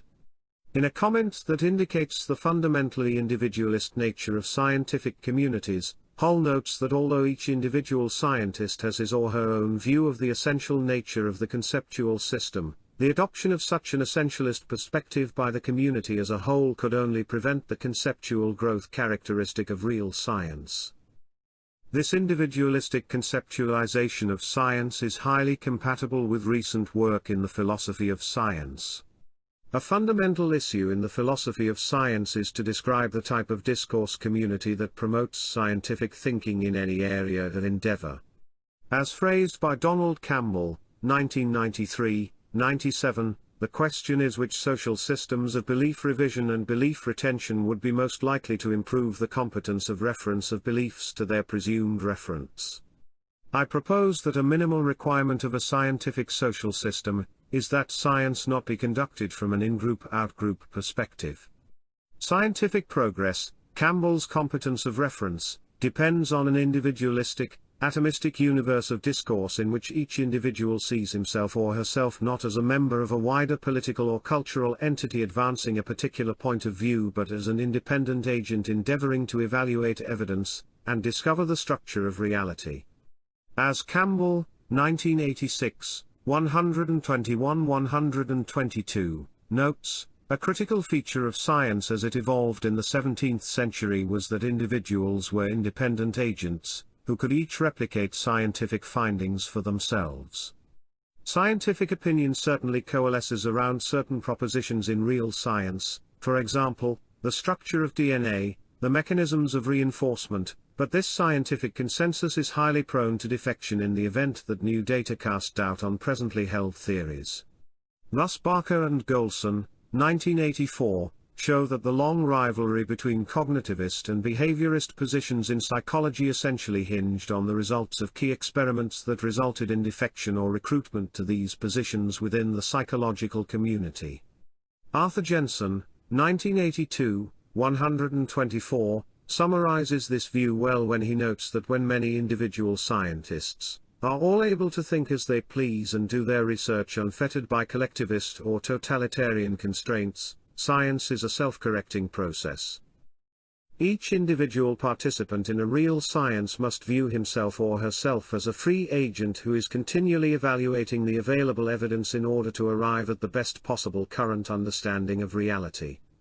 A variety of extra-scientific influences may affect individual scientists in conducting and evaluating research results, such as the need not to offend one's superior or give comfort to a rival research group. Campbell 1993.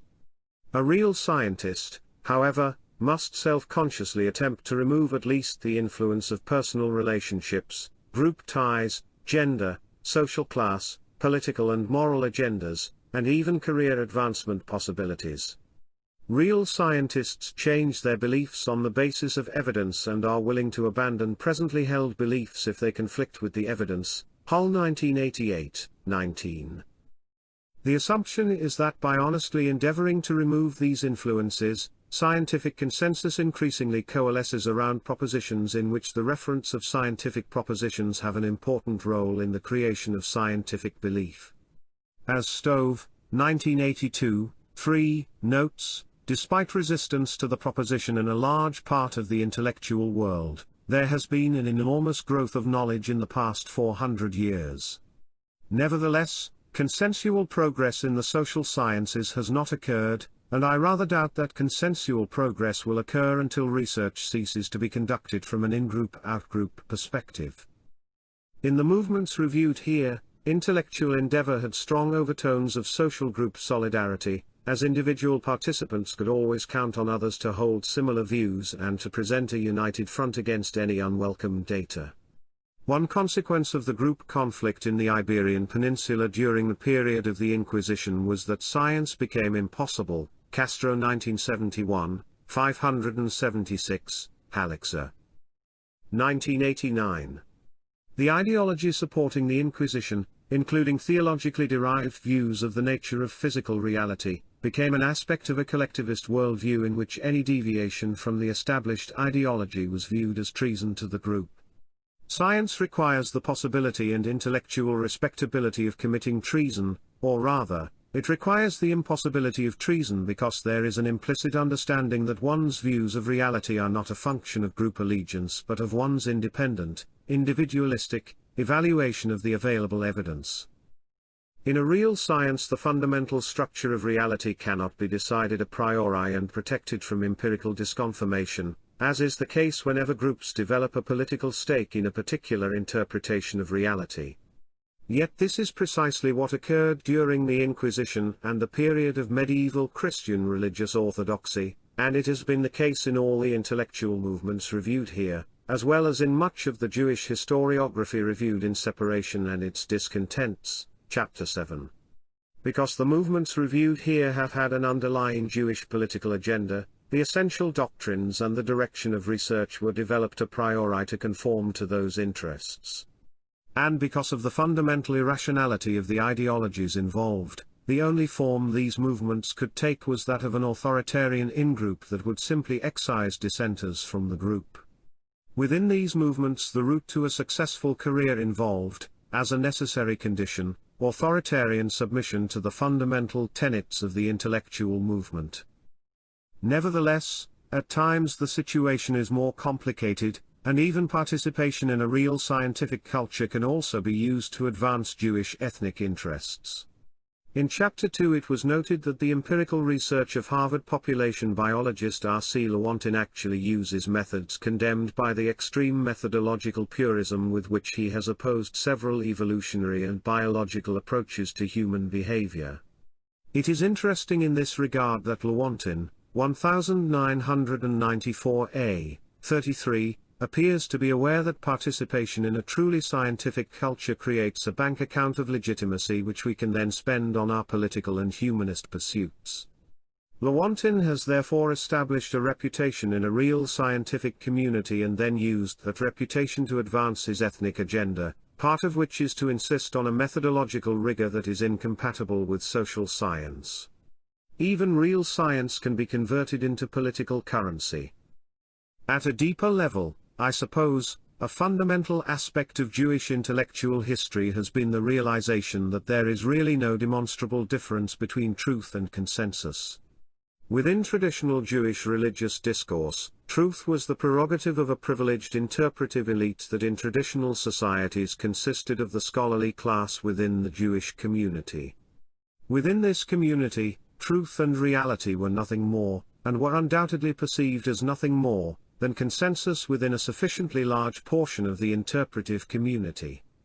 Without the community we cannot ascribe any real meaning to notions like the Word of God or holiness. Canonization of Holy Scripture takes place only in the context of the understanding of those scriptures by a community. Nor can Scripture be holy for an individual alone without a community. The holiness of writ depends upon a meaning that is really there in the text.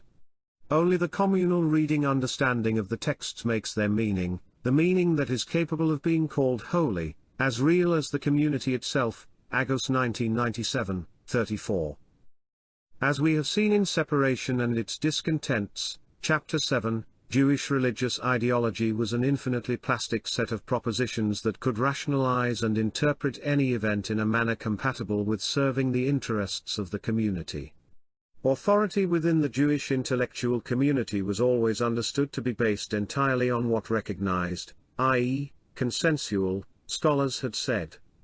It never occurred to the members of this discourse community to seek confirmation of their views from outside the community of intellectual discourse itself, either from other, Gentile, discourse communities or by trying to understand the nature of reality itself.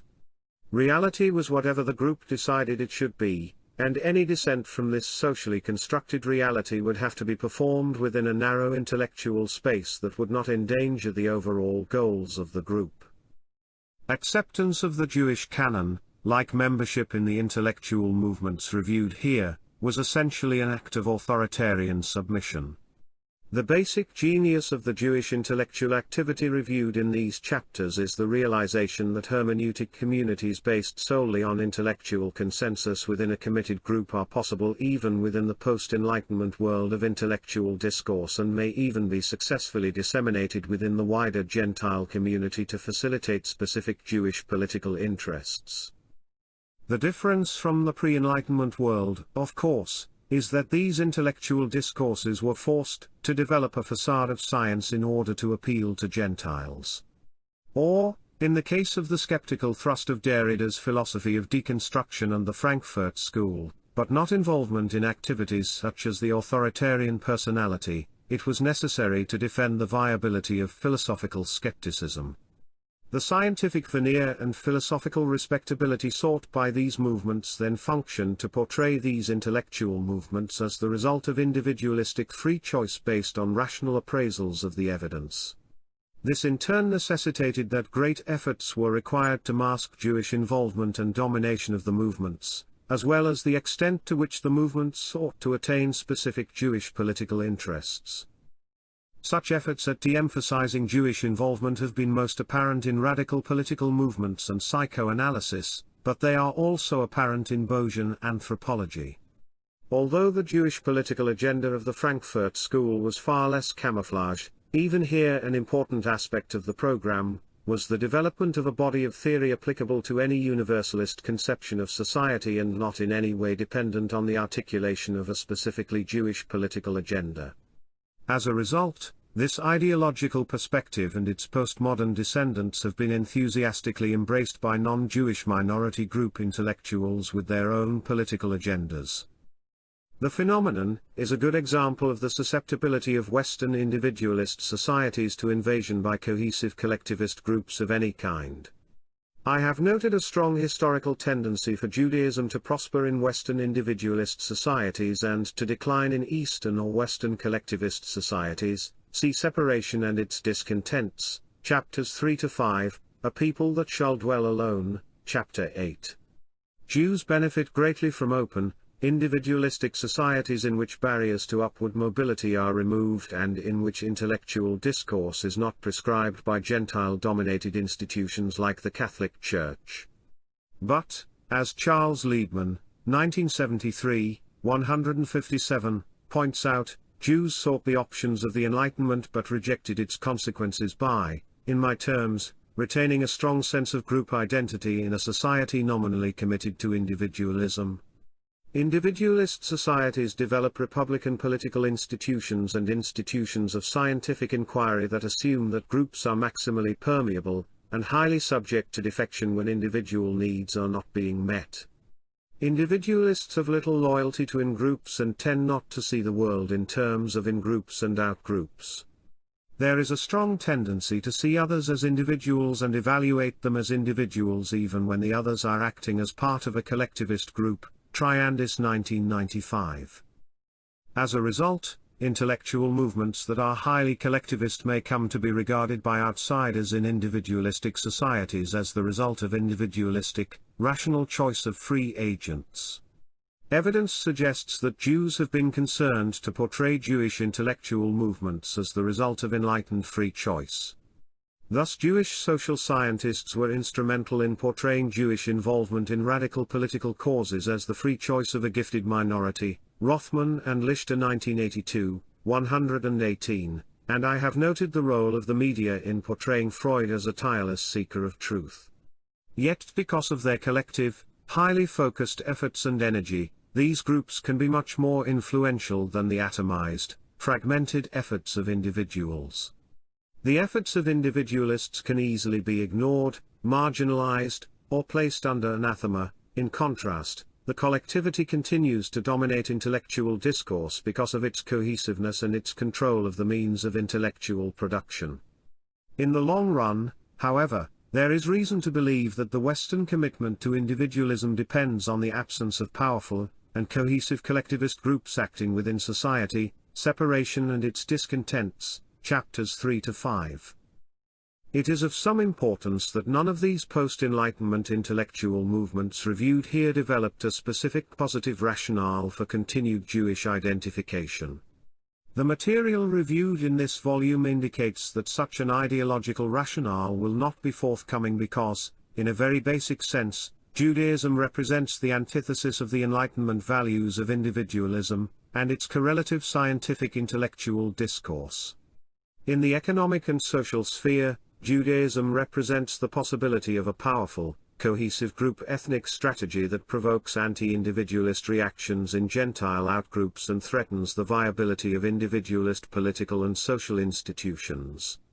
In the intellectual sphere, Judaism has resulted in collectivist enterprises that have systematically impeded inquiry in the social sciences in the interests of developing and disseminating theories directed at achieving specific political and social interests.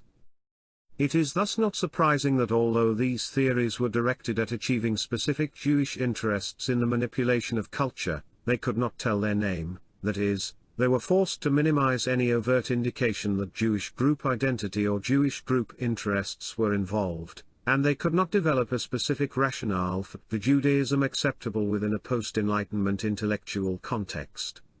In Separation and Its Discontents, Chapter 2, I noted that the Jewish contribution to the wider Gentile culture in 19th-century Germany was accomplished from a highly particularistic perspective in which Jewish group identity continued to be of paramount subjective importance despite its invisibility.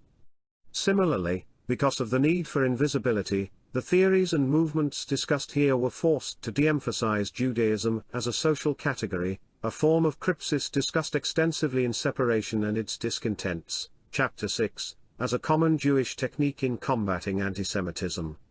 In the case of the Frankfurt School, what strikes the current observer is the intensity with which many of the Institute's members denied, and in some cases still deny, any meaning at all to their Jewish identities, J. 1973, 32. The originators and practitioners of these theories attempted to conceal their Jewish identities, as in the case of Freud, and to engage in massive self-deception, as appears to have been common among many Jewish political radicals. Recall the Jewish radicals who believed in their own invisibility as Jews while nevertheless appearing as the quintessential ethnics to outside observers and at the same time taking steps to ensure that Gentiles would have highly visible positions in the movement, pages 91 to 93. The technique of having Gentiles as highly visible exemplars of Jewish-dominated movements has been commonly used by Jewish groups attempting to appeal to Gentiles on a wide range of Jewish issues, Separation and Its Discontents, Chapter 6, and is apparent in the discussion of Jewish involvement in influencing immigration policy in the following chapter. As an additional example, Irving Louis Horowitz, 1993-91, contrasts the high-profile, special interest pleading of the new ethnic and sexual minorities within sociology with the Jewish tendency toward a low-profile strategy. Although Jews dominated American sociology beginning in the 1930s, specifically Jewish interests and political agendas were never made salient. Given this history, it is highly ironic that Jewish neoconservative intellectuals have been in the forefront demanding that social science accept a scientific paradigm rather than the subjectivist, anti-science racialist ideologies typical of recent multiculturalist ideologues. Thus Irving Louis Horowitz, 1993, shows that Jews dominated American sociology beginning in the 1930s and were instrumental in the decline of Darwinian paradigms and the rise of conflict models of society based on radical political theory. Horowitz notes, however, that this Jewish domination of sociology is now threatened by affirmative action hiring policies that place a cap on the number of Jews admitted to the profession, as well as by the anti-Semitism and the politically motivated research agendas of these new ethnic minorities that increasingly influence the profession. Faced with this state of affairs, Horowitz, 1993-92, makes a plea for a scientific, individualist sociology. Jewish growth and survival are best served in a democratic polity and by a scientific community. The material reviewed here is highly relevant to developing a theory of how human evolved psychology interfaces with cultural messages.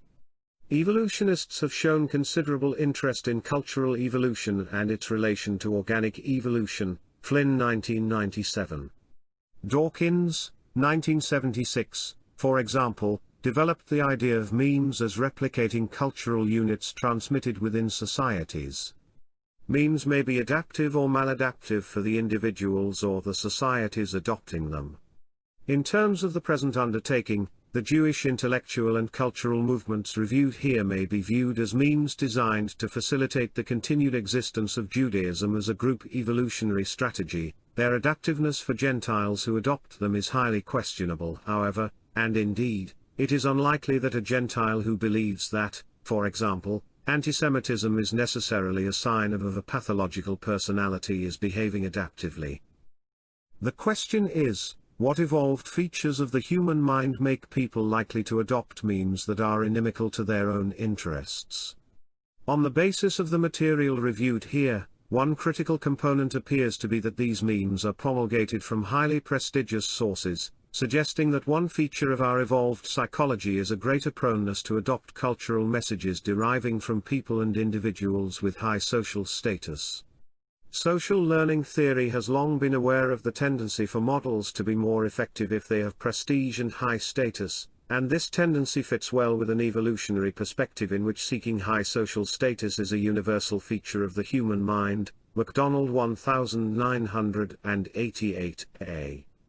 Like other modeling influences, therefore, maladaptive memes are best promulgated by individuals and institutions with high social status, and we have seen that a consistent thread of the Jewish intellectual movements reviewed here has been that they have been promulgated by individuals representing society's most prestigious intellectual and media institutions, and they have attempted to cloak themselves in the veneer of science because of the high status of science. Individuals such as Freud have become cultural icons, true cultural heroes. The cultural memes emanating from his thought, therefore, have a much greater opportunity to take root in the culture as a whole. Also relevant is that the movements reviewed here typically occurred in an atmosphere of Jewish crypsis or semi-crypsis, in the sense that the Jewish political agenda was not an aspect of the theory and the theories themselves had no overt Jewish content.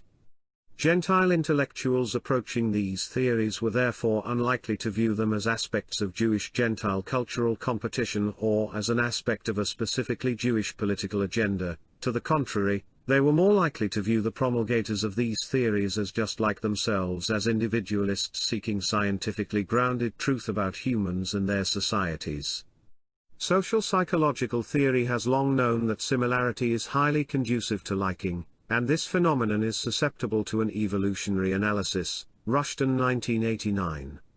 The proposal is that if these theories had been promulgated by traditionally Orthodox Jews, with their different modes of dress and speech patterns, they never would have had the cultural impact that they in fact had. From this perspective, Jewish crypsis and semi-crypsis are essential to the success of Judaism in post-Enlightenment societies, a theme discussed in Separation and Its Discontents, Chapter 9. Evolved mechanisms that facilitate the acceptance of maladaptive ideologies among Gentiles are not the whole story, however. In Separation and Its Discontents, Chapter 8, I noted a general tendency for self-deception among Jews as a robust pattern apparent in several historical eras and touching on a wide range of issues, including personal identity, the causes and extent of antisemitism, the characteristics of Jews, for example, economic success, and the role of Jews in the political and cultural process in traditional and contemporary societies. Self-deception may well be important in facilitating Jewish involvement in the movements discussed here. I have noted evidence for this in the case of Jewish political radicals, and Greenwald and Shue, 1994, persuasively argue that the in-group ethnic bias exhibited by their sample of researchers on prejudice is not conscious. Many of the Jews involved in the movements reviewed here may sincerely believe that these movements are really divorced from specifically Jewish interests or are in the best interests of other groups as well as Jews.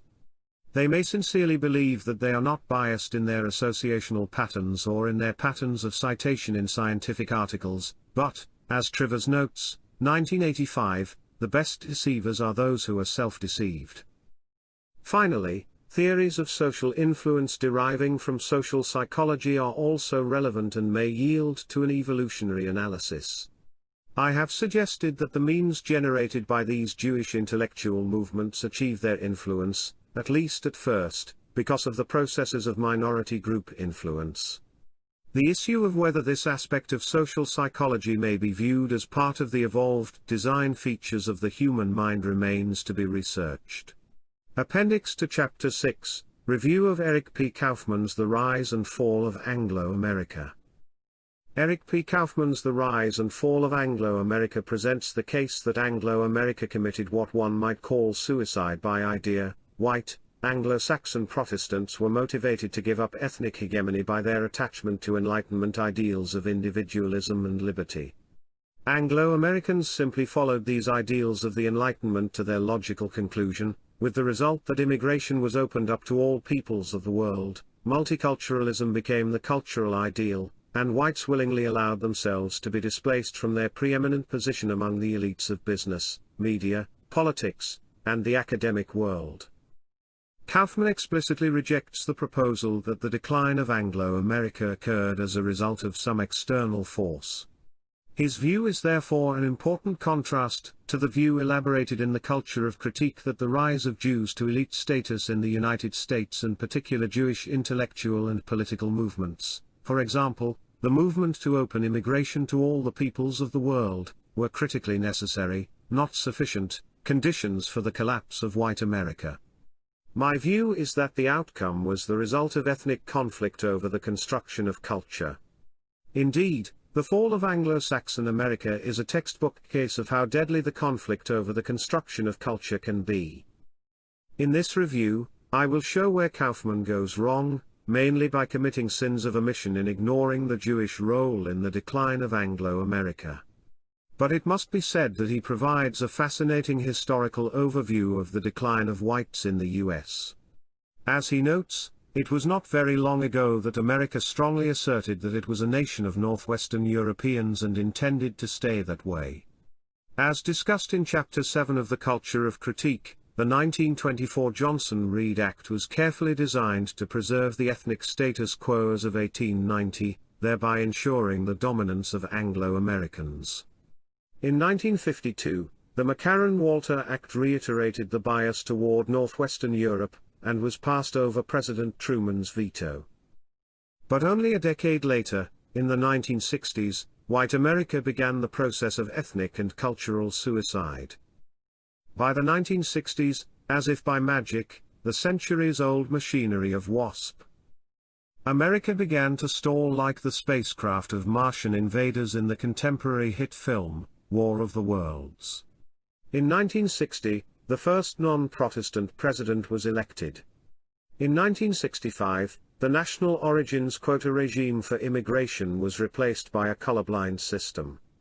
Meanwhile, Anglo-Protestants faded from the class photos of the economic, political, and cultural elite, their numbers declining rapidly, year upon year, in the universities, boardrooms, cabinets, courts, and legislatures.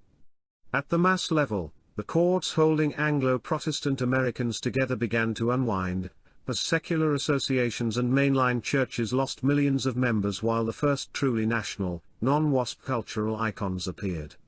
Pages 2 to 3. While it is certainly true that other ethnic groups have gone into historical decline or have been replaced by force, the decline of Anglo-America seems mysterious. There are no conquering armies that would easily explain their impending exit from the stage of history. But despite its obvious importance as an historical phenomenon, As Kaufman notes, there has been almost no academic attention to the causes of this very precipitous decline. Perhaps some things are better left unsaid, at least until the losers of this revolution are safely relegated to a powerless position. In the first section, I sketch how a segment of elite white intellectuals saw themselves and America in the 19th century. This is an important part of Kaufman's narrative because he argues that the seeds of the displacement of whites were sown in earlier centuries and merely came to fruition in the 1960s and later. The following are the main conclusions. Many elite white intellectuals and political figures correctly saw that individualism and universalism were ethnic traits traceable to their Germanic ancestors.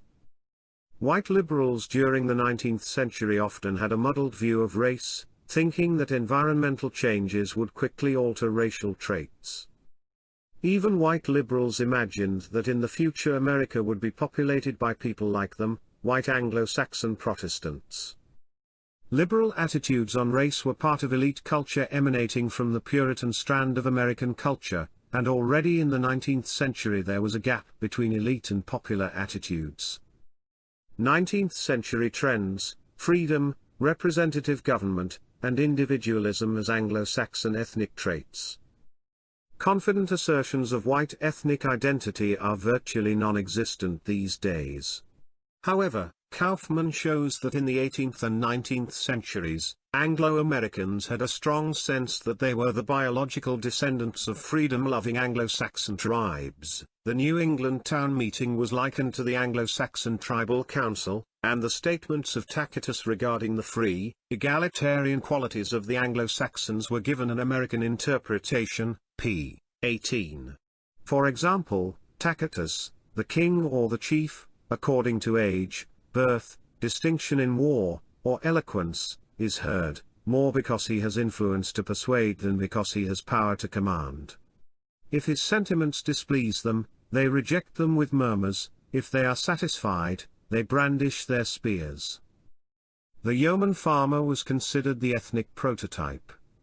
After drafting the Constitution, Thomas Jefferson stated that Americans are the children of Israel in the wilderness, led by a cloud by day and a pillar of fire by night, and on the other side, Hengist and Horsa, the Saxon chiefs from whom we claim the honor of being descended, and whose political principles and form of government we have assumed, pages 17 to 18, emphasis in text. Similar statements of ethnic confidence were common among intellectuals and politicians in the period preceding the Mexican-American War. For example, in 1846 Walt Whitman wrote, "What has miserable, inefficient Mexico to do with the mission of peopling the New World with a noble race?" p. 22. As a cultural historian, Kaufman interprets ethnic self-conceptions as myths. But in fact it is entirely reasonable to look for the peculiar traits and tendencies of Europeans as adaptations to prolonged life in a situation characterized by harsh climates and the relative absence of between-group competition. I have argued that evolution in the North has predisposed Europeans to the following two critical traits that are entirely unique among the traditional cultures of the world. 1. A de-emphasis on extended kinship relationships and a relative lack of ethnocentrism. 2.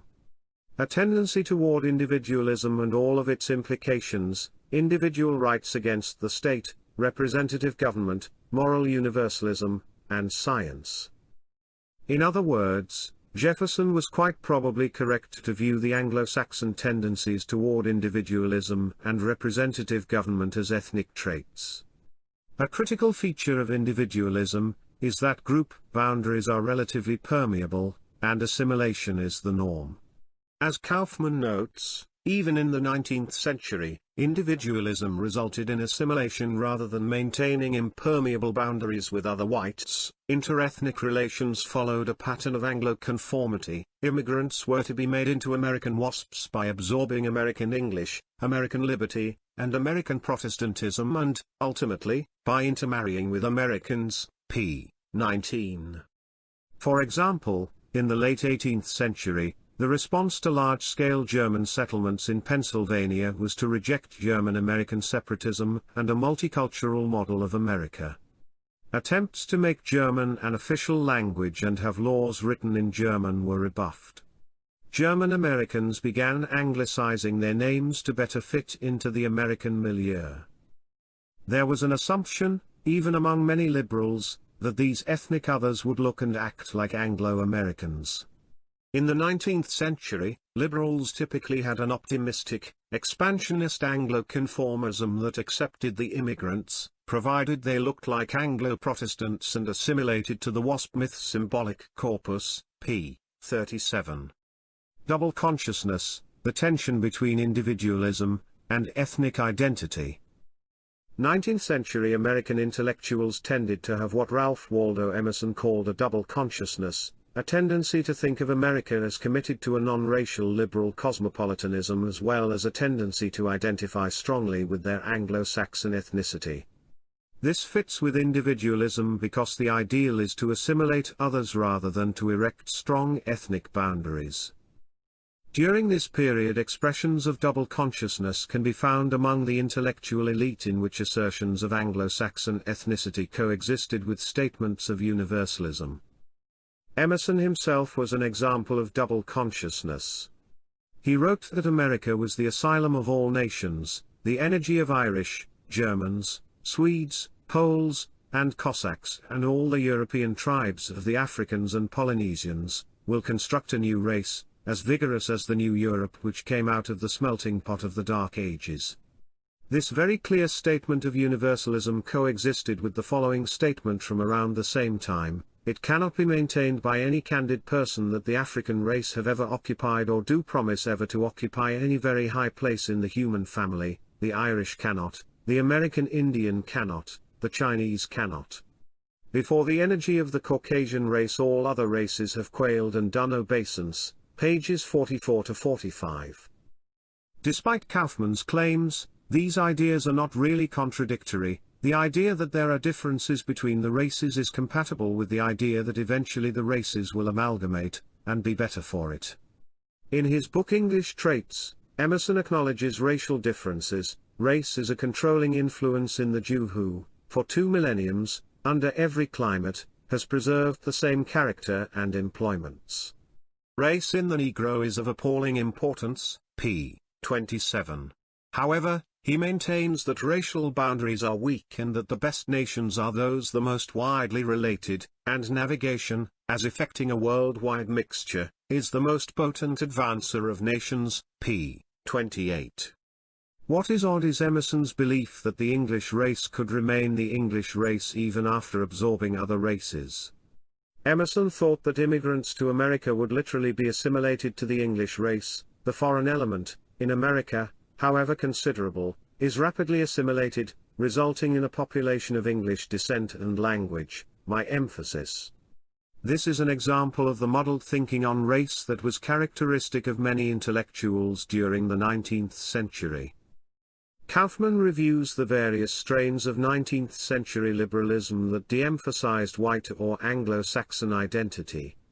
These were not majority views, but they do point to a robust strand among secular and religious intellectual elites associated with a New England Puritan background in the direction of a deracinated cosmopolitanism. Emerson, certainly, was a liberal, as were his fellow transcendentalists and Unitarians. Muddled thinking about race, the influence of Lamarck. The bottom line is that, as Kaufmann says, a good case can be made that ethnic, race, thinking in the 19th century was largely a muddled, incoherent enterprise, p. 54. The basic problem was that these thinkers were Lamarckians, that is, they believed that people could inherit traits that their ancestors had acquired during their lifetimes. With Lamarck rather than Darwin as inspiration, race and culture were conflated. Liberal intellectuals thought that blacks would become white with more education, like the running of a dirty stream into a pellucid lake which eventually clears leaving no trace of mud, p. 56. Immigrants of all strains could become good Anglo-Saxons. Lamarck's theory has always been a darling of the left because it holds the promise that inherited traits can easily be changed simply by changing the environment. It is no accident that Lamarckism became official ideology in the Soviet Union, and among many Jewish leftists, most notoriously Paul Camera, who committed suicide after an article appeared in the prestigious British publication Nature accusing him of scientific fraud attempting to prove Lamarck correct, precisely because it implied that it would be quite easy to mold the new Soviet man, or, as Lysenko thought, to develop crops that could flourish in cold climates. In the hands of the Anglo-Saxon assimilationists, Lamarckism was part of the optimistic spirit of elite 19th-century liberal intellectuals who envisioned a future America to be people just like themselves, no matter what their origins. Self-interest and liberal ideology. An ethnic tendency toward individualism makes people less likely to erect barriers to other groups. But individualists are certainly capable of developing a sense of ethnic identity. In fact, we have seen that it was quite common for Anglo-Saxons to think of individualism as resulting from their ethnic heritage. However, individualists are relatively less ethnocentric, and as a result it is relatively easy for other motivations to predominate. These motivations can range from libertarian self-actualization to self-interested business practices that, for example, promote non-white immigration if there are economic benefits to be had. Kaufman points to a general tendency, still apparent today, in which elite Protestants made alliances with immigrant groups, including non-white immigrants such as Chinese on the West Coast in the 1870s, to encourage immigration. These forces opposed the forces of ethnic defense represented by middle and working-class Anglo-Protestants of both parties. To quell dissent within their party, Republican elites accused their populist wing of racism and ethnic bigotry, p. 59, a trend that remains quite common today. As is the case today, people with the most liberal attitudes were not personally threatened by upholding liberal attitudes, for example, pro-Chinese immigration in areas where there were no Chinese. Or liberals imagined that divine providence would keep Chinese numbers in the United States to a minimum, p. 65. Again, there is quite a bit of muddlement. Republicans like William Seward, who backed equal rights for blacks and favored Chinese immigration, fervently believed in the separation of the races and in the homogeneity of the nation, p. 65. Four American liberal intellectual traditions from the late 19th century to the present: libertarian anarchism, liberal Protestantism, academic cultural determinism, and the secular left. Americans like myself who are distressed at the decline and displacement of whites, the rise of multiculturalism, and massive non-white immigration must acknowledge the strong strands of American culture that have facilitated these phenomena. On one hand, individualism and its cluster of related traits, moral universalism, science are the basic features of Western modernization, the features that have allowed Western cultures to dominate the world and to colonize areas far away from their European homeland. On the other hand, because of its relative lack of ethnocentrism, and its tendencies toward assimilation rather than erecting in-group/out-group barriers, an important strand of American individualism has been to develop wildly optimistic and idealistic theories of the American future. We have seen that liberal theorists of the 19th century saw a future America as dominated by people who looked and thought like themselves. Even people from different races would ultimately become white Anglo-Saxon and Protestant no matter what their racial background. Kaufman points to four different liberal intellectual traditions, all of which had their origin in the 19th century and all still present today. Each of them may be seen as a different expression of individualism. Libertarian anarchism. The 19th century liberal intellectual tradition of the Transcendentalists and Unitarians stemmed from the Puritan tradition centered in New England, and its elite universities. Another strain of New England liberalism is represented by the libertarian anarchists, typified by Benjamin Tucker, a believer in unfettered individualism and opposed to prohibitions on non-invasive behavior, free love, etc. But even these libertarians were conscious that their attitudes sprang from their ethnic heritage.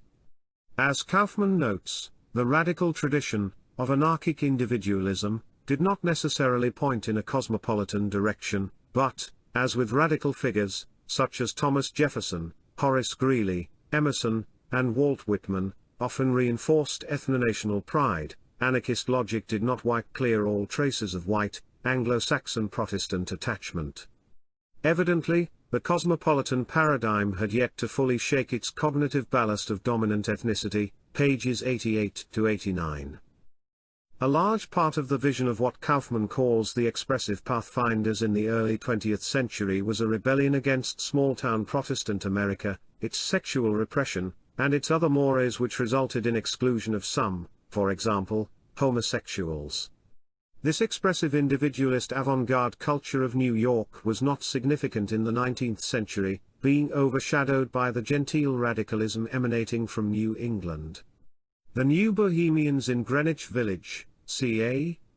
1910 to 1917, were led by Max Eastman, 1883 to 1969, and defined themselves by cultural liberation defined as freedom from constraints, an early version of 1960s hippies, self-discovery, emotion over logic, intuition, rebellion, free love, black jazz, and leftist politics. They developed an in-group ideology that functioned like a pseudo-ethnic identity. They had shared attitudes as boundary markers, founding myths, iconic figures, and a utopian vision of an expressive, egalitarian future. Another important figure in this mold was H. L. Mencken, 1880 to 1956, who opposed Puritanism as moralistic, aesthetically barren and an impediment to American intellectual development, p. 153. Many were in open rebellion against the Christian, small-town culture they grew up in. Rebels like Hutchins Hapgood were attracted to Jews because they were the other. I was led to spend much time in poor resorts of Yiddish New York, through motives neither philanthropic nor sociological, but simply by virtue of the charm I felt in men and things there. Horace Kallen, the Jewish philosopher of cultural pluralism, commented in 1915 on the effects of the individualism of American intellectuals of the period. The older America, whose voice and spirit were New England, has gone beyond recall. Americans of British stock still are prevailingly the artists and thinkers of the land, but they work, each for himself, without common vision or ideals. They have no ethos, any more. The older tradition has passed from a life into a memory. Quoted by Kaufman as an epigraph to Chapter 7, p. 144. Expressive individualism remained a marginal phenomenon until it became an integral part of the counterculture of the 1960s, especially the hippie component of the 1960s counterculture. At that point, it became ingrained in American mass culture as a component of left-wing modernism, p. 204, spreading from the intellectual elite to the better-educated sections of the political and economic elite, the mass media, executive, judiciary, and top bureaucrats, p. 205. The movement of expressive individualism to the center of American culture therefore followed rather than preceded the major cultural changes brought about, in Kaufman's view, by the success of the New York intellectuals, see below. Expressive individualism therefore cannot be seen as causing the eclipse of Anglo-America. Liberal Protestantism. Kaufman notes several strains of liberal Protestantism in 19th-century thought. The Free Religious Association, founded in 1867, was a more liberal offshoot of the Unitarians, the most liberal strain of American religion. But again the members of the FRA thought of their liberal attitudes as stemming from their ethnic heritage. After stating that his religious movement intended to humanize, not Christianize, the entire world, Francis E. Abbott, founder of the FRA, stated the rest I need comes no longer from spiritual servitude, but must be sought and found in the manly exercise of freedom.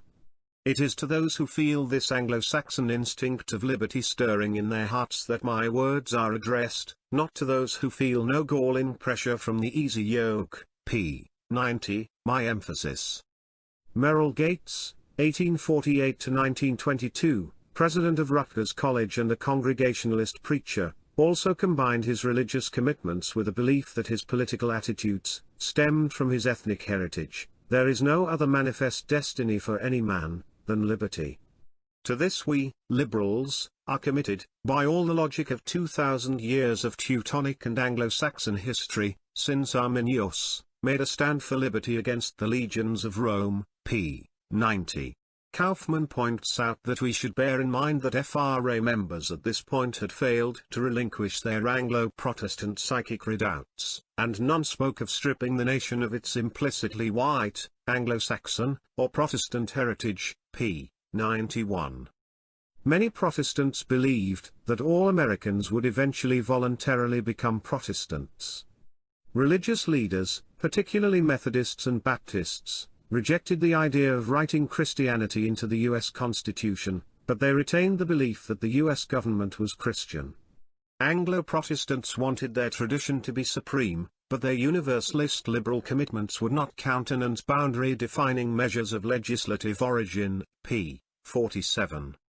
Christianity would retain its special place by persuasion, not coercion. As indicated below, the liberal cosmopolitanism of the late 20th century has taken the opposite strategy. Once it achieved power, it developed strong overtones of coercion, including attempts to limit freedom of speech and remove people from their jobs for beliefs and attitudes that conflict with the cosmopolitan zeitgeist, an indication that liberal cosmopolitanism of the late 20th century is in a critical sense not in the individualist tradition of America. Moreover, even though they did not approve of Catholicism, Protestant religious leaders in the 1840s did not oppose Catholic immigration, believing that they could convert them to the American faith, p. 47, and absorb them into the Anglo-Saxon race. Indeed, all races would immigrate to America for the new millennium, in the words of a prominent Baptist, "In the gathering of all nations and races upon our shores, do we not witness the providential preparation for a second Pentecost that shall usher in the millennial glory?" p. 49. All races would be absorbed into the Anglo-Saxon race, their better qualities absorbed, yet remaining essentially unchanged, p. 49. Kaufmann comments that it is necessary to understand that liberal and Anglo-Protestant attitudes were not opposing viewpoints, but part of the same myth-symbol complex of dualistic ethnic beliefs whose contradictions were obscured by a giddy, expansionist spirit of optimism, p. 50. Indeed, this is an extreme form of egocentricism. What the good minister is saying is that all peoples will eventually assimilate in race and religion to look and behave pretty much like he does. The period from 1900 to 1910 also saw the beginnings of a liberal Protestant elite willing to sacrifice the dream of conversion for universalist, humanitarian ethics.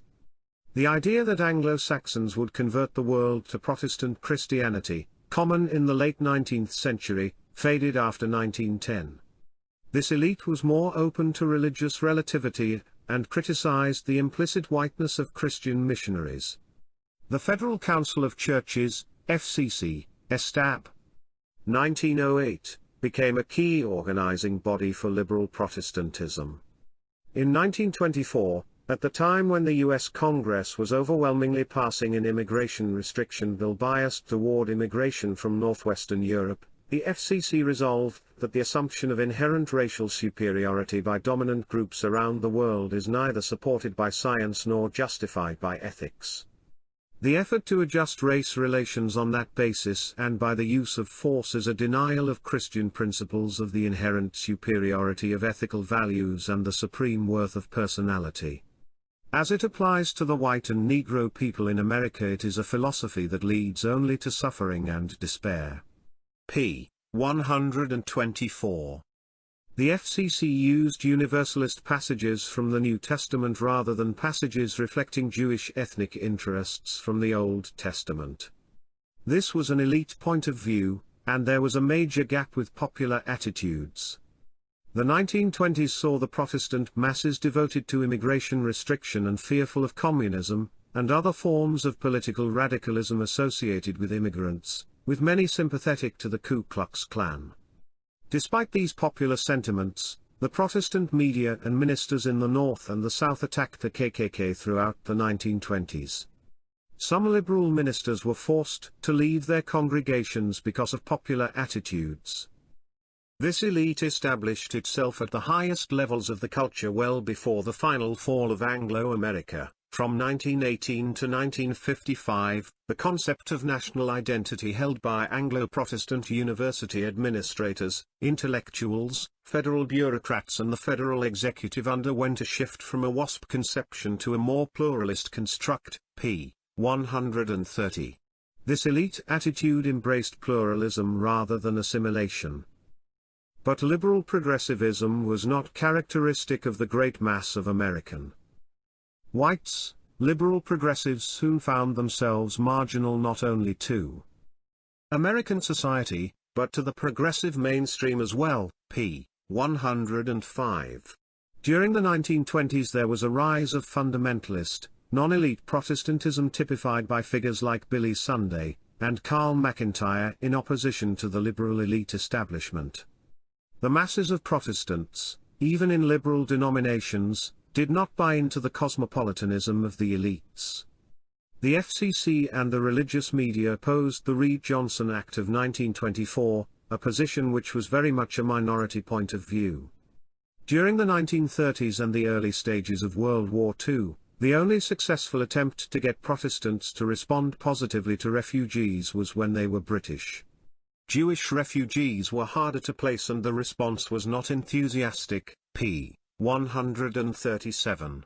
The FCC had no success in lobbying for the Wagner-Rogers bill that called for 20,000 German Jewish children to be admitted outside the quotas.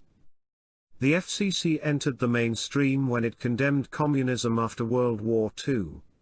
But the leadership of the FCC, now called the NCC, remained well to the left of its constituents throughout. A study in the late 1960s showed that 33% of laity advocated civil rights activism versus 64% of clergy, 89% of laity felt black problems were their own fault, versus 35% of clergy. 42% of laity backed the national origins provisions versus only 23% of clergy.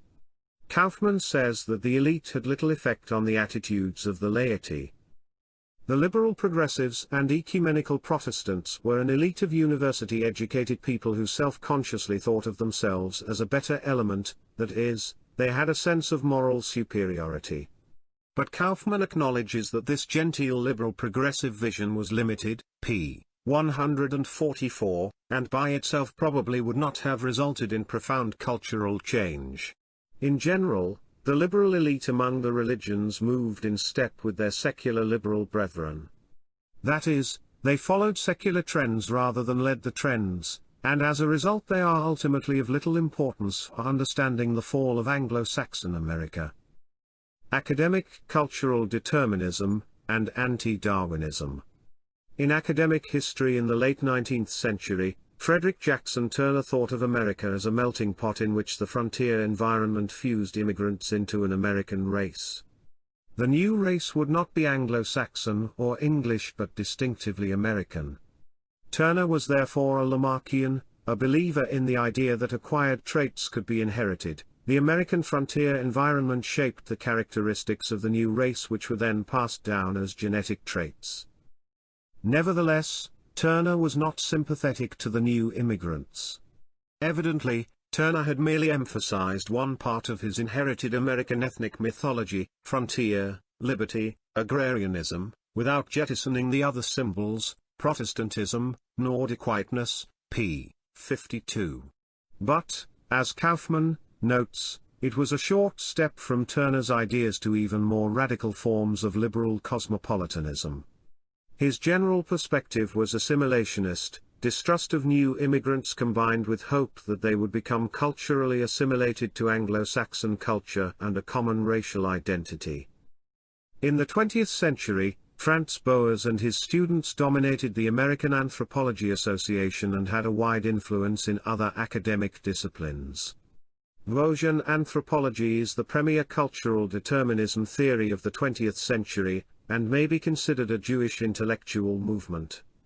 Kaufman almost completely ignores Boas's influence, but, as discussed below, the Boasians were critical to the demise of Darwinism in the social sciences and the demise of Darwinism, was a critical linchpin in underlying any viable intellectual basis for Anglo-Saxon ethnic defense. As discussed below, without a Darwinian theory, the way was open to the erection of a culture in which the intellectual establishment would view the eclipse of Anglo-America as a moral imperative. The secular left. Kaufmann credits two Jews, Felix Adler, 1851–1933, and Israel Zangwill, 1864–1926, discussed in Chapter 7, with pushing the 19th-century American Universalist tendencies to the point of completely rejecting ethnicity altogether. Adler founded the New York Society for Ethical Culture in 1876 and became president of the Free Religious Association, see above, in 1878. Kaufmann quotes Adler as advocating the dissolution of Judaism via assimilation and eventually withering away. Individual members of the Jewish race will look about them and perceive that there is as great and perhaps greater liberty in religion beyond the pale of their race and will lose their peculiar idiosyncrasies, and their distinctiveness will fade. And eventually, the Jewish race will die, p. 92.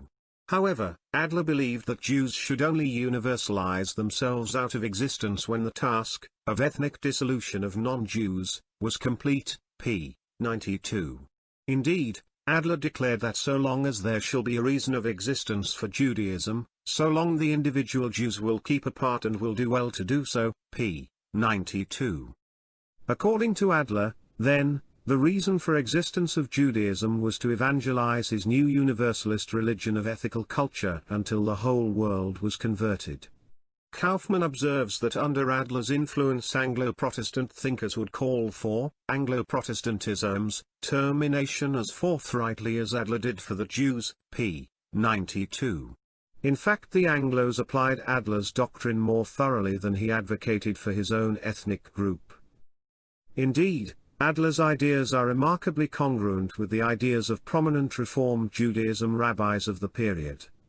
Kaufmann Kohler, 1843–1926, is an important example of the Reform tendency, also seen, for example, in Kohler's mentor, David Einhorn, 1809–1879, and Samuel Hirsch, 1815–1889, to assert that Jewish ethics is universalistic while at the same time maintaining that Israel must remain separate while presenting a moral beacon to the rest of humanity, a beacon of universalism and ethnic dissolution of non-Jews.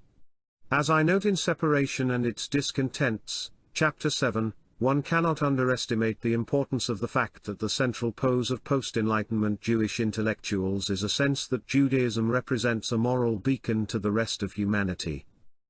This suggests that Adler retained a Jewish identity.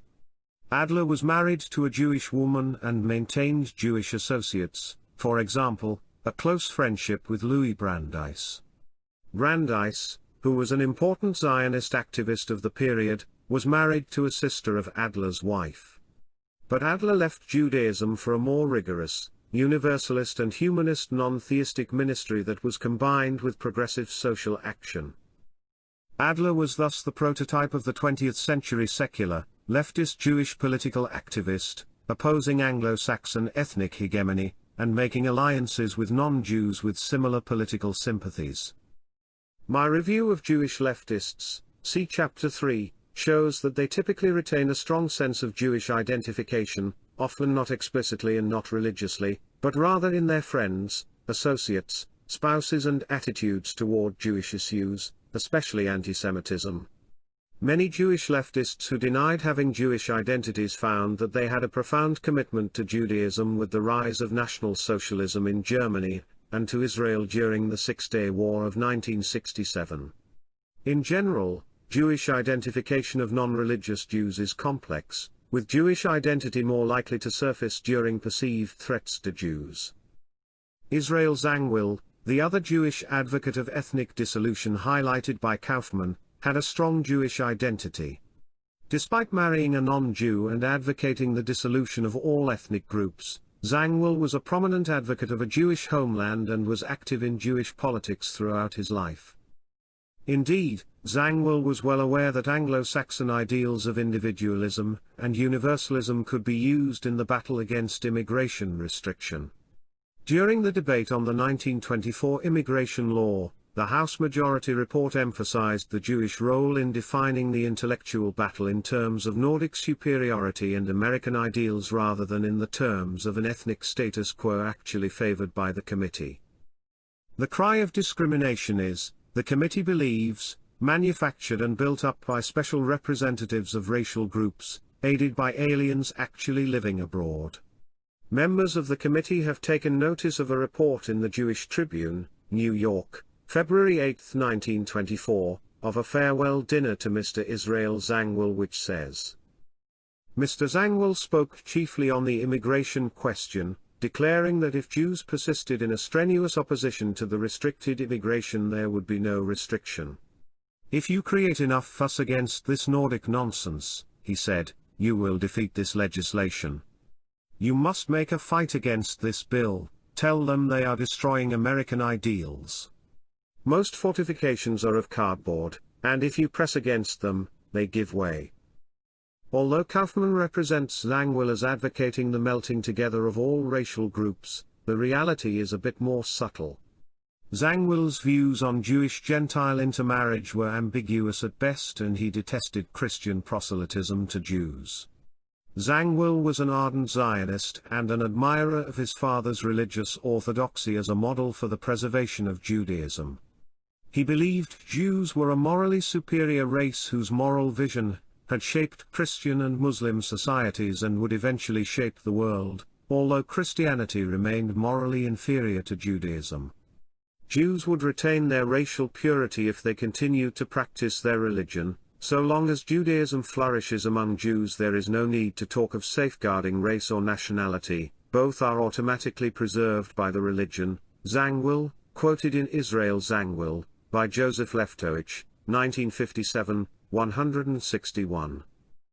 Despite the fact that the country as a whole had moved toward ethnic defense, often with an explicitly Darwinian rationale, Adler was part of a network of leftists who worked to undermine the cultural and ethnic homogeneity of the U.S. An important node in this network was the settlement house movement of the late 19th century, early 20th century. The settlements were an Anglo-Saxon undertaking that exhibited a noblesse oblige still apparent in some white leftist circles today. They were residences occupied by upper-middle-class workers whose profile was that of an idealistic Anglo-Saxon, university-educated young suburbanite, male or female, in his or her mid-twenties, p. 96. The movement explicitly rejected the idea that immigrants ought to give up their culture and assimilate to America, to put the immigrants, as individuals, on an equal symbolic footing with the natives. A concept of the nation was required that would not violate the human dignity of the immigrants by denigrating their culture, p. 97. Cultural pluralism was encouraged. The nation would be implored to shed its Anglo-Saxon ethnic core and develop a culture of cosmopolitan humanism, a harbinger of impending global solidarity, pages 97 to 98.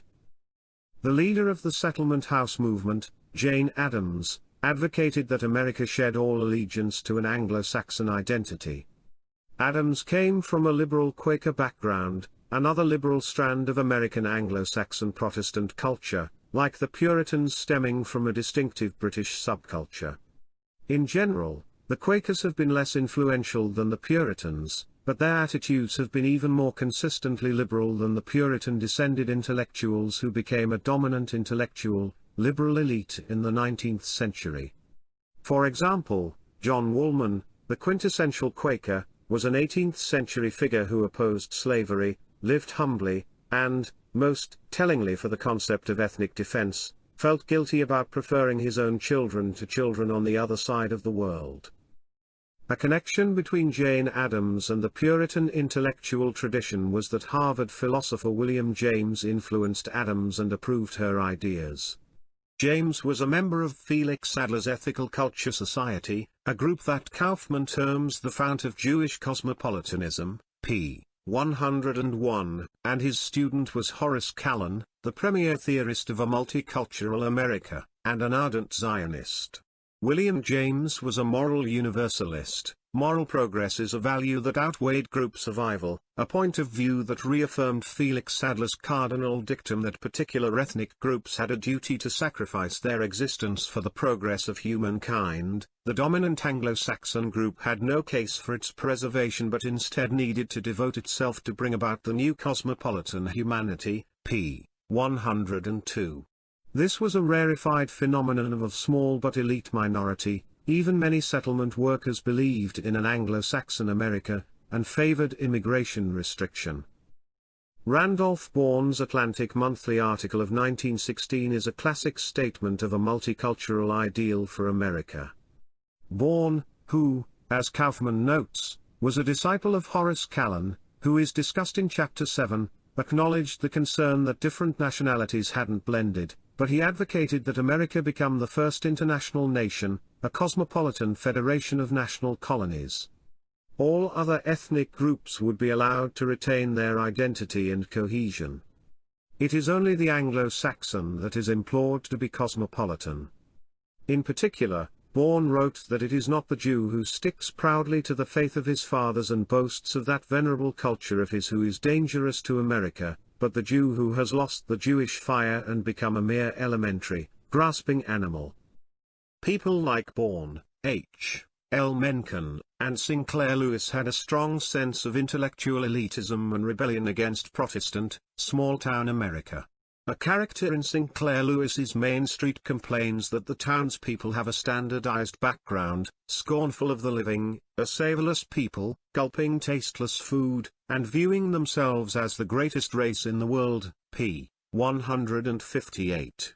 The character was mildly excited by Scandinavian immigrants but deplored the fact that they were absorbed without a trace into the mainstream Protestant culture of America. These attitudes could also be found among Jewish intellectuals.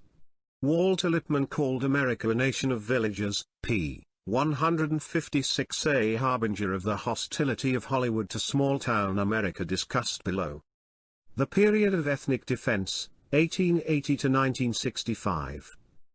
We have seen that the view that America was the product of Anglo-Saxon ethnicity coincided with optimistic ideas among elite liberal intellectuals about an Anglo-Saxon future.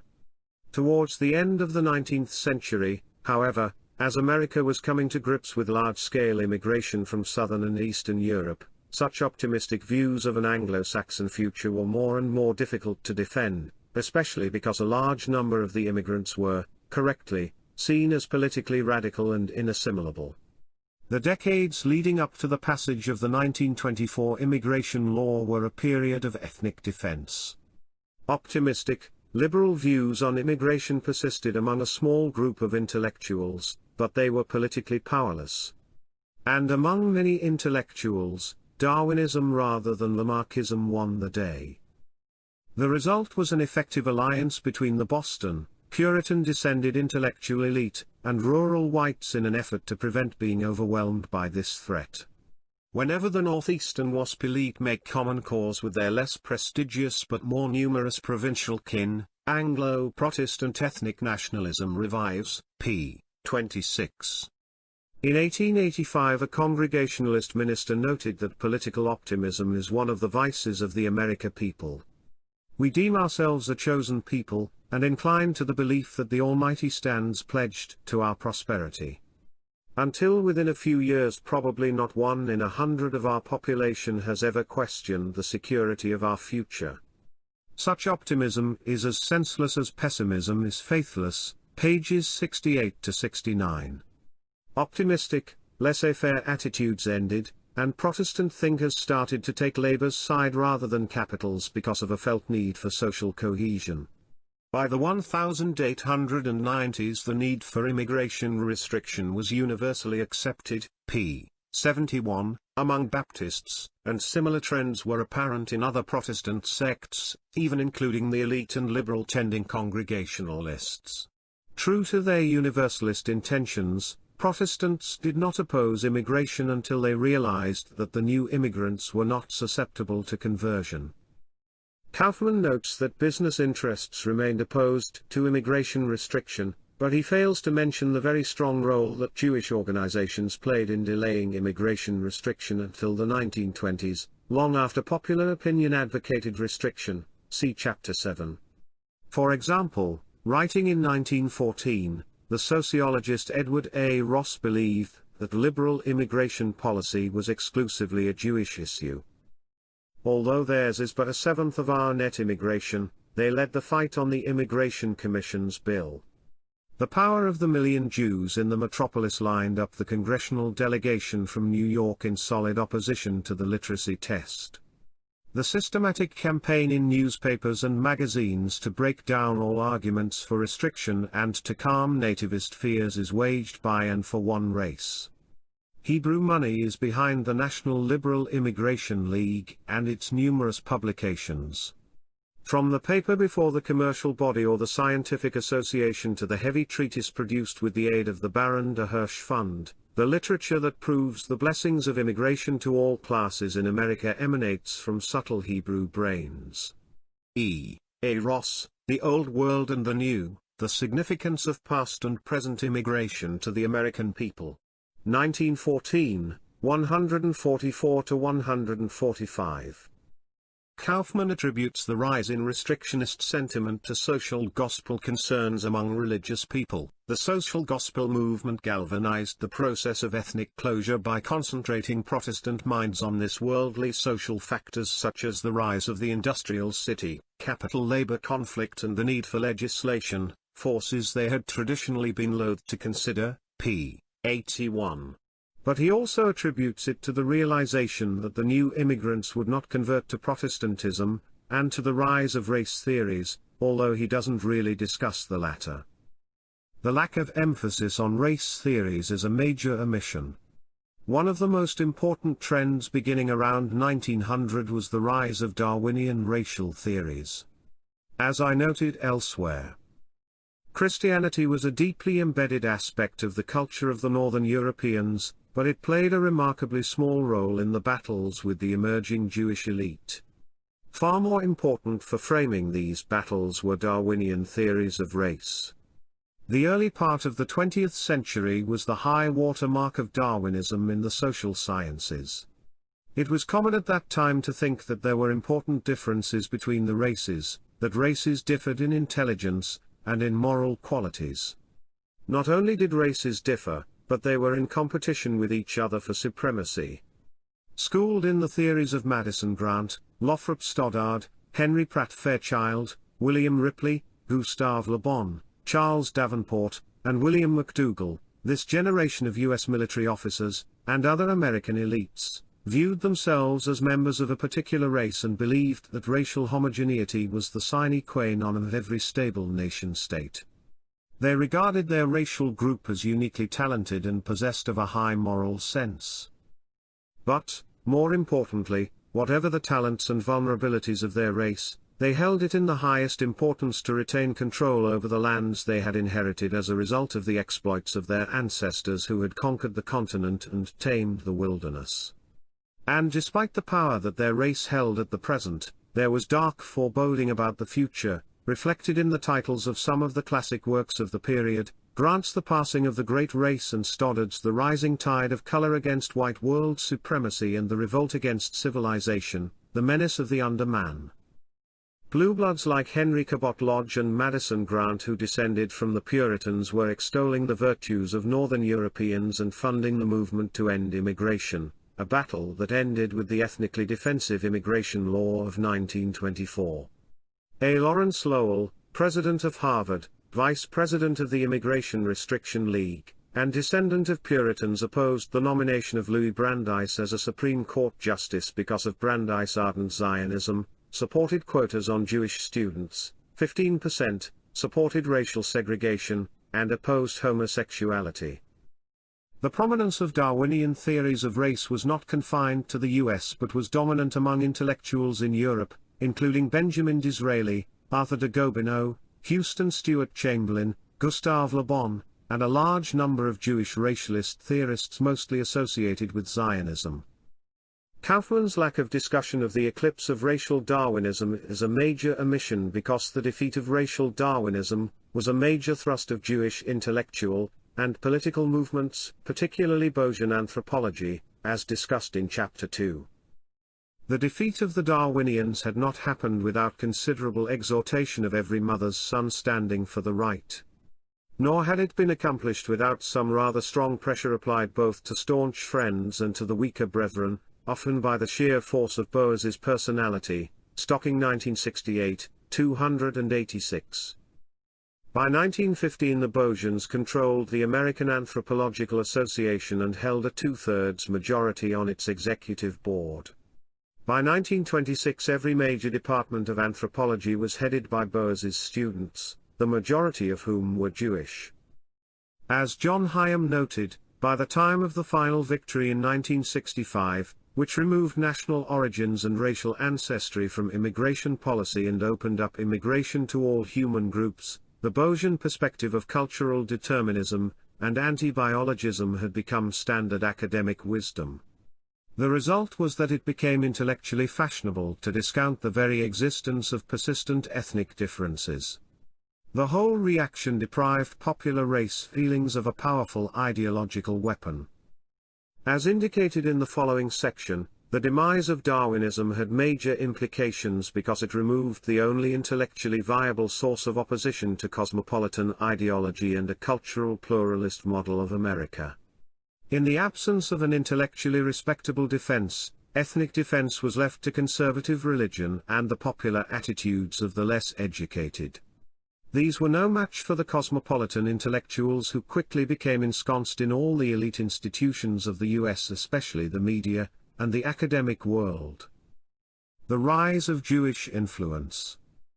In the 1930s the secular tradition of the American left was energized by Jewish radicalism centered around Partisan Review, The Nation, and the New Republic. The crux of the issue is the relative weight of Anglo-Saxon and Jewish influence in this movement. Kaufman claims that the Anglo-Saxon and Jewish influences were equal and influenced each other in dialectical fashion. In making this claim, Kaufman relies on intellectual historian David Hollinger in his 1985 book In the American Province. In David Hollinger's estimation, these new intellectuals were formed from an equal fusion of Jewish and Anglo-Saxon radicalism, and should be considered a united community, if not a surrogate ethne. Nor was there asymmetry of influence. The two groups of ethnic exiles influenced each other in dialectical fashion, citing Hollinger 1985, 58, 63, emphasis in Kaufman. This view acknowledges Jewish influence but finds an equal influence coming from Anglo-Saxons. I believe that such an interpretation is inadequate for the following reasons.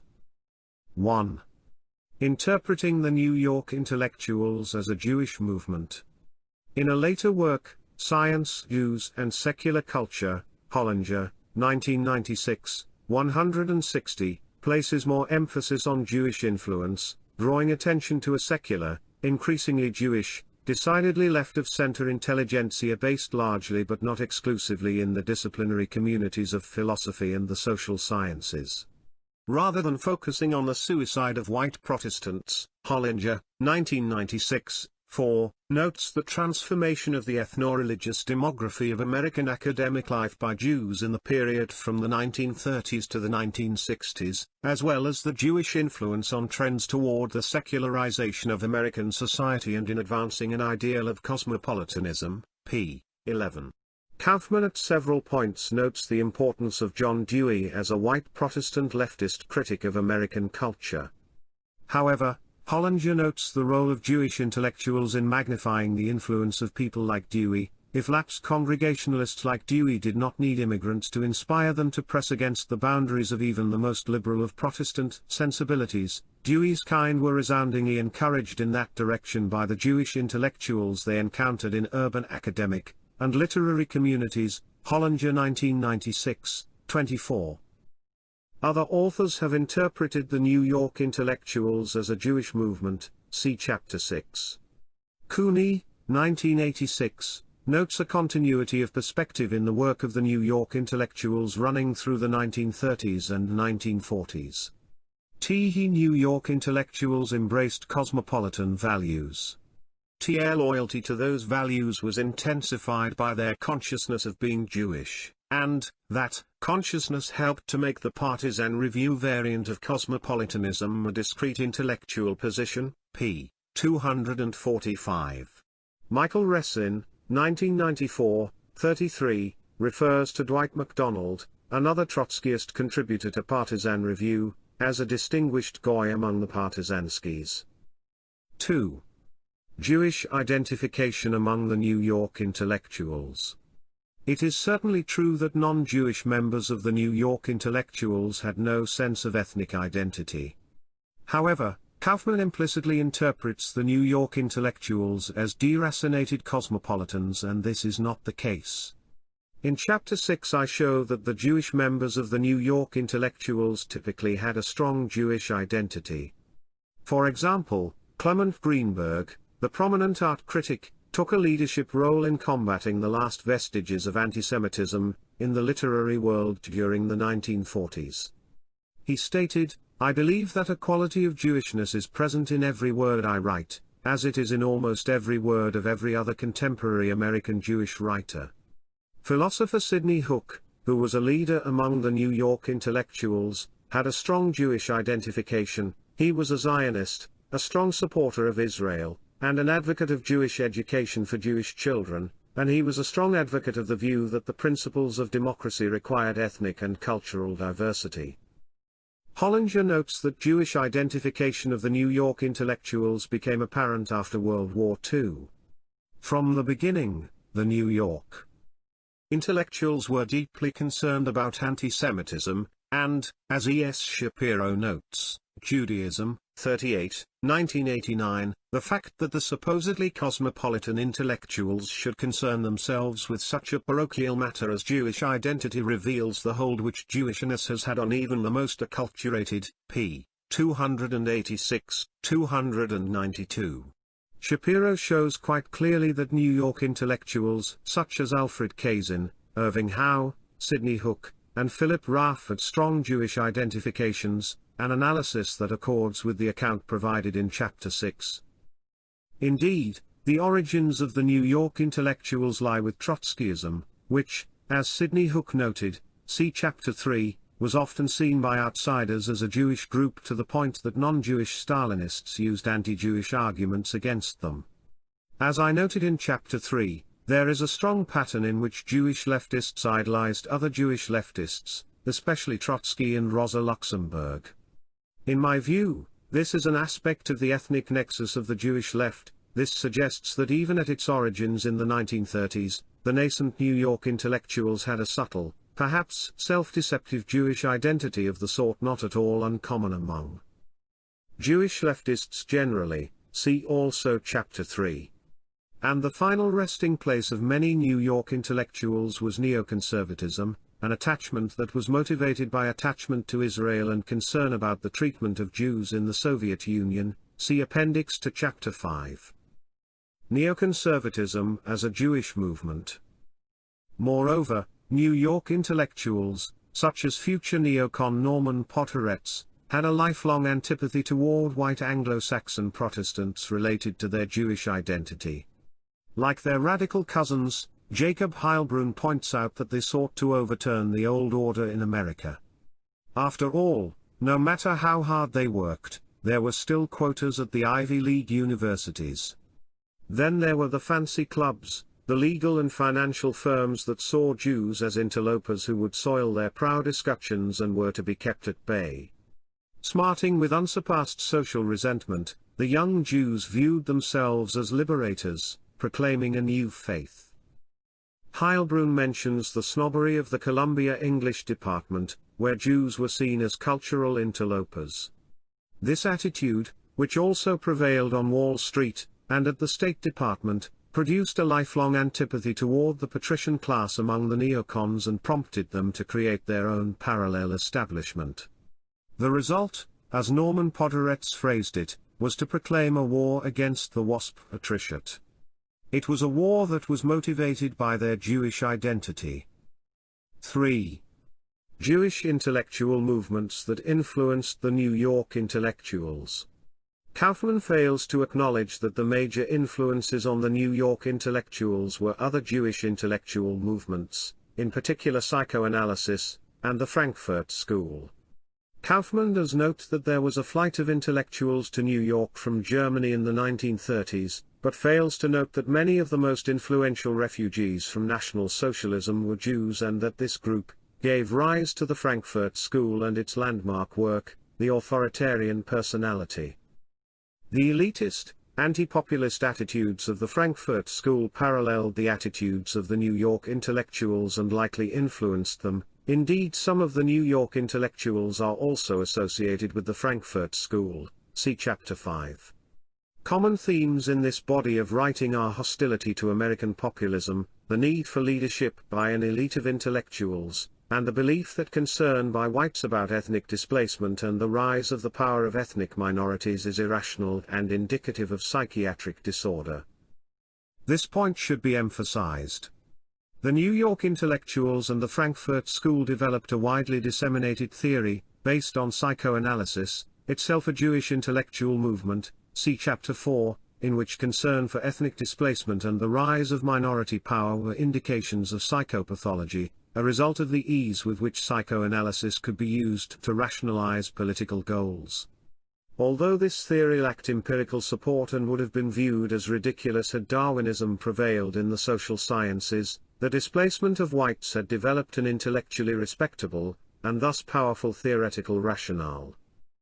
Although these intellectuals began their careers as Marxists, they framed their ideas in language that was more acceptable to an American audience and often appealed to American ideals of democracy and freedom.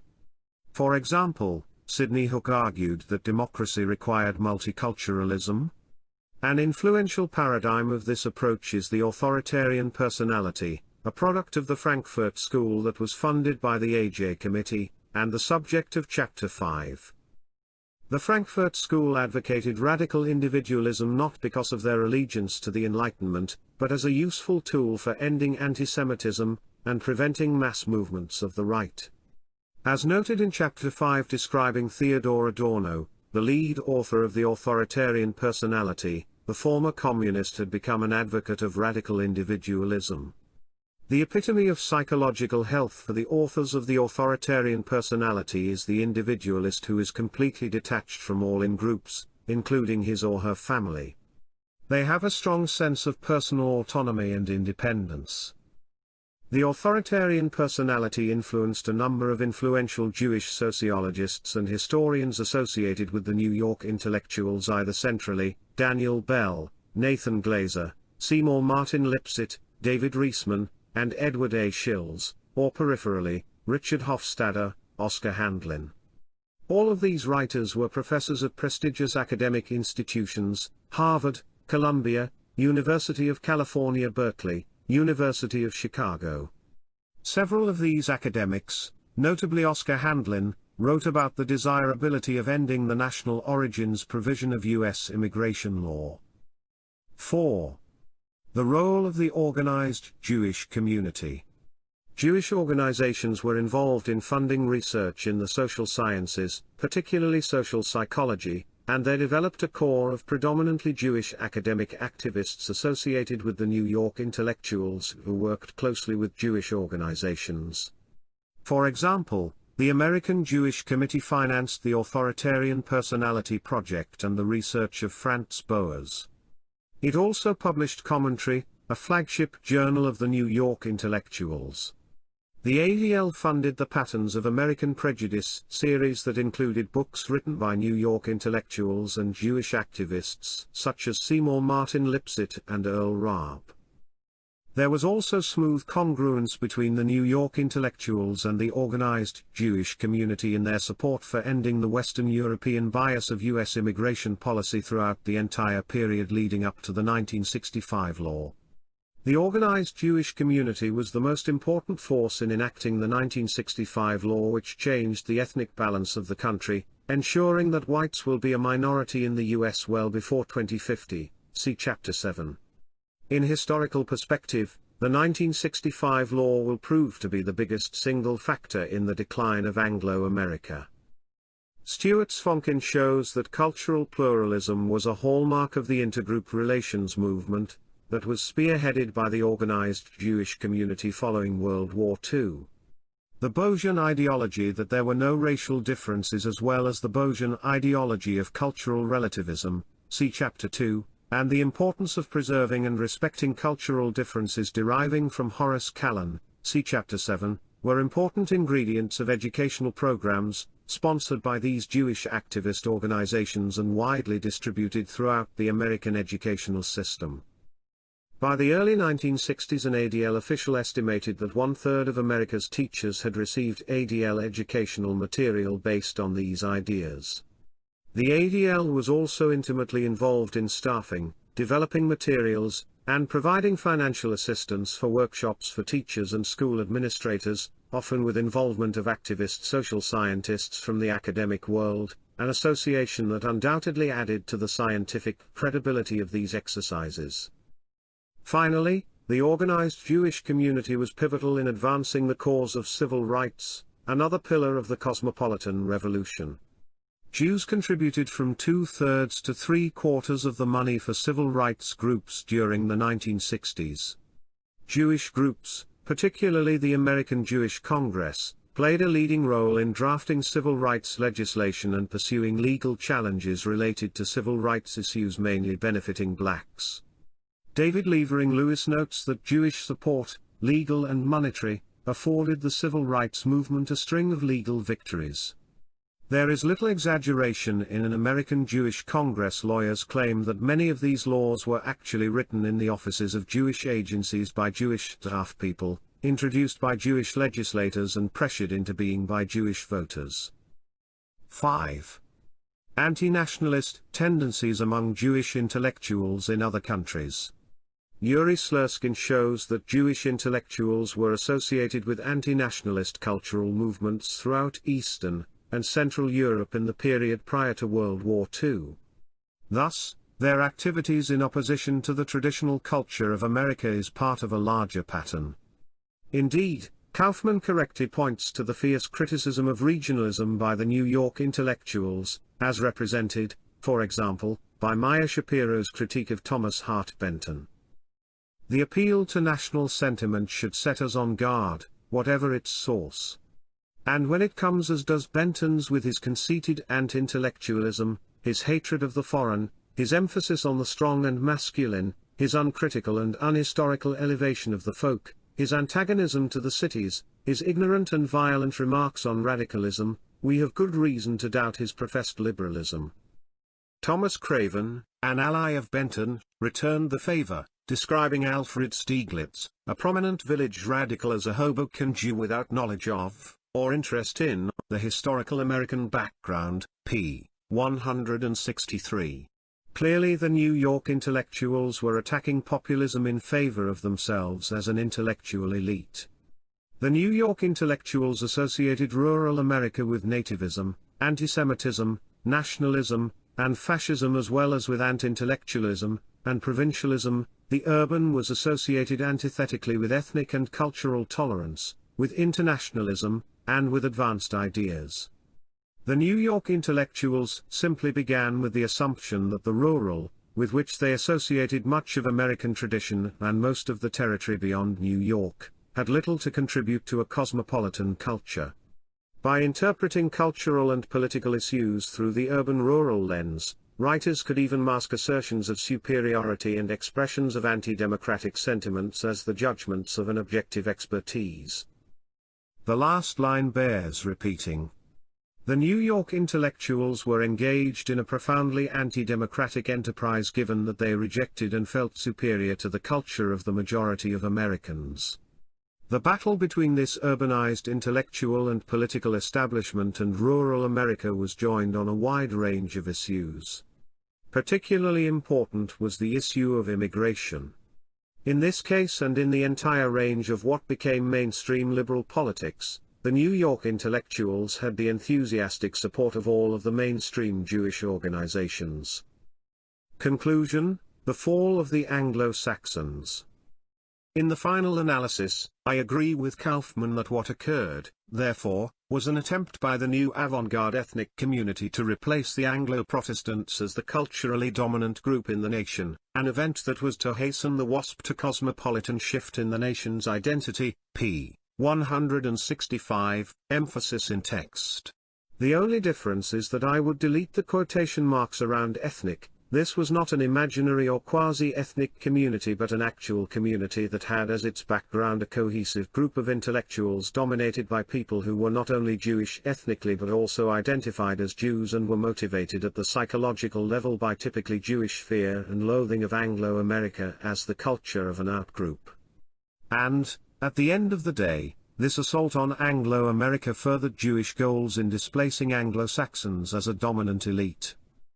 As Kaufman notes, p. 165, a critical source of the success of the New York intellectuals, and, I have argued, the other influential intellectual movements discussed in the culture of critique, was that they were welcomed by elite universities and the media. Kaufman states that there emerged the new liberal value consensus, in which artists, writers, academics, and the U.S. government were united, was social democratic, cosmopolitan, and modernist. p. 166. The New York intellectuals achieved cultural hegemony. p. 166. They had captured America from the top down, leaving American dominant ethnicity rudderless. It was now only a question of time before cosmopolitanism would achieve the institutional inertia necessary for it to triumph as a mass phenomenon. p. 166. As noted above, it would be more accurate to say that American dominant ethnicity was left defenseless because of the triumph of Bayesian anthropology and the demise of Darwinism in the social sciences.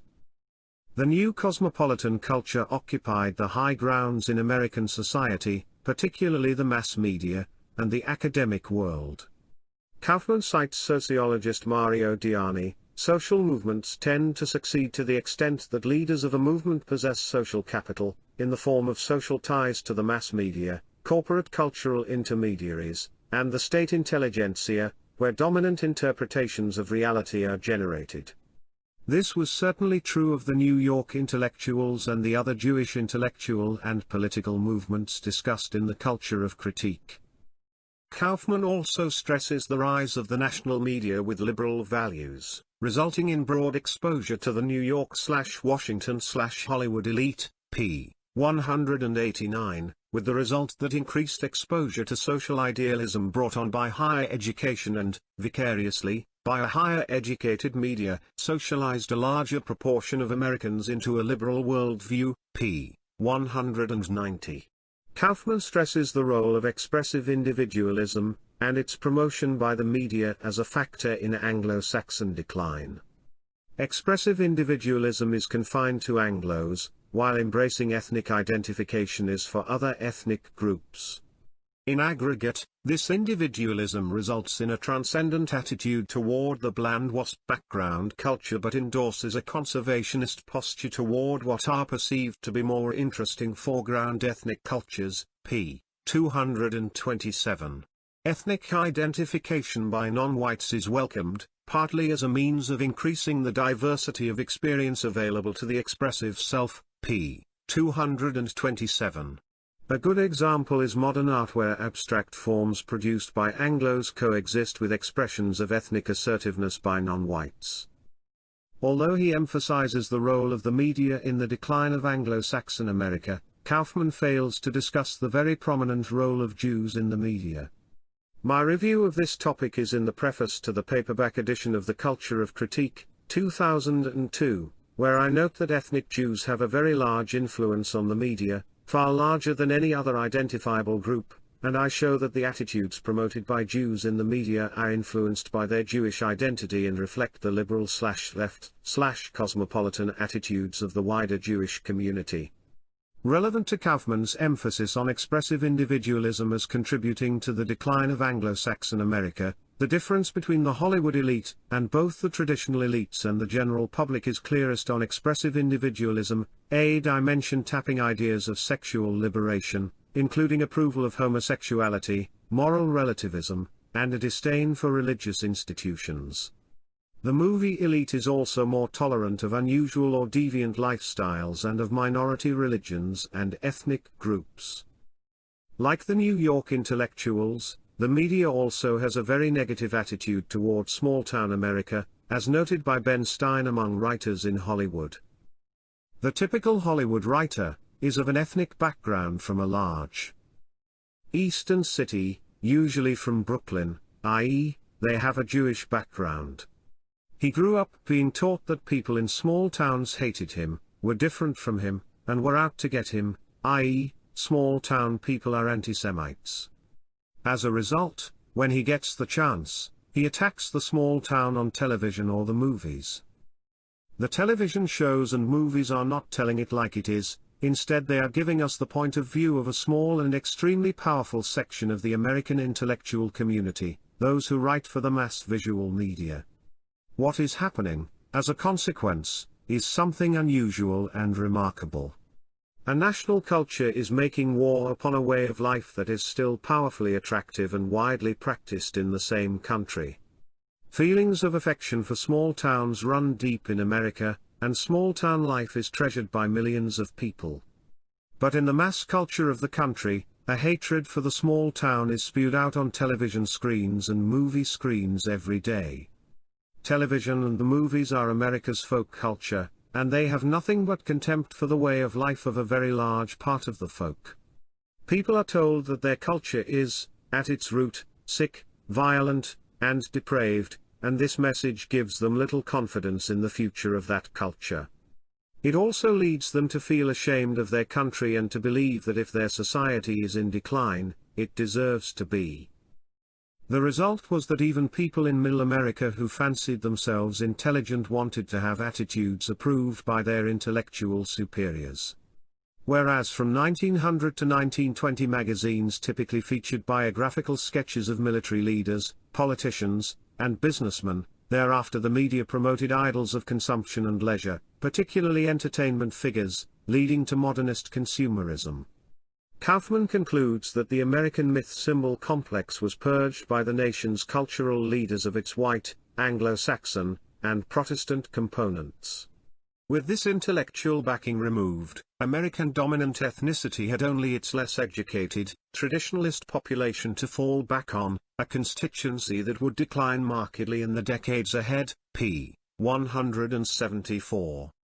Kaufman also highlights the importance of the education explosion after World War II in the context of the fact that academics were overwhelmingly liberal, especially in the social sciences and humanities from the 1930s on.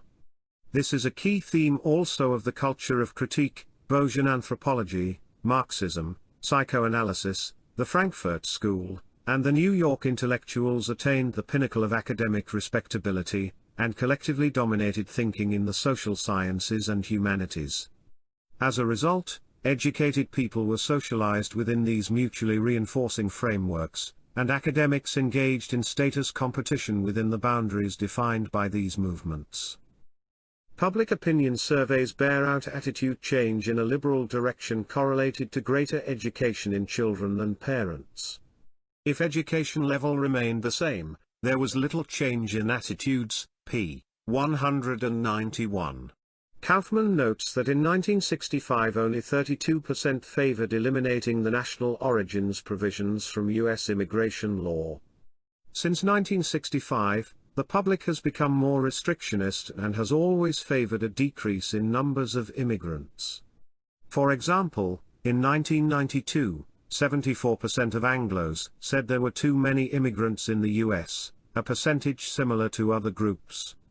However, college-educated people have more liberal attitudes on immigration, religious toleration, and racial boundary issues. Kaufman proposes that the national media and education are the prime movers of attitude change as the country became more literate and educated and more middle class as opposed to working class.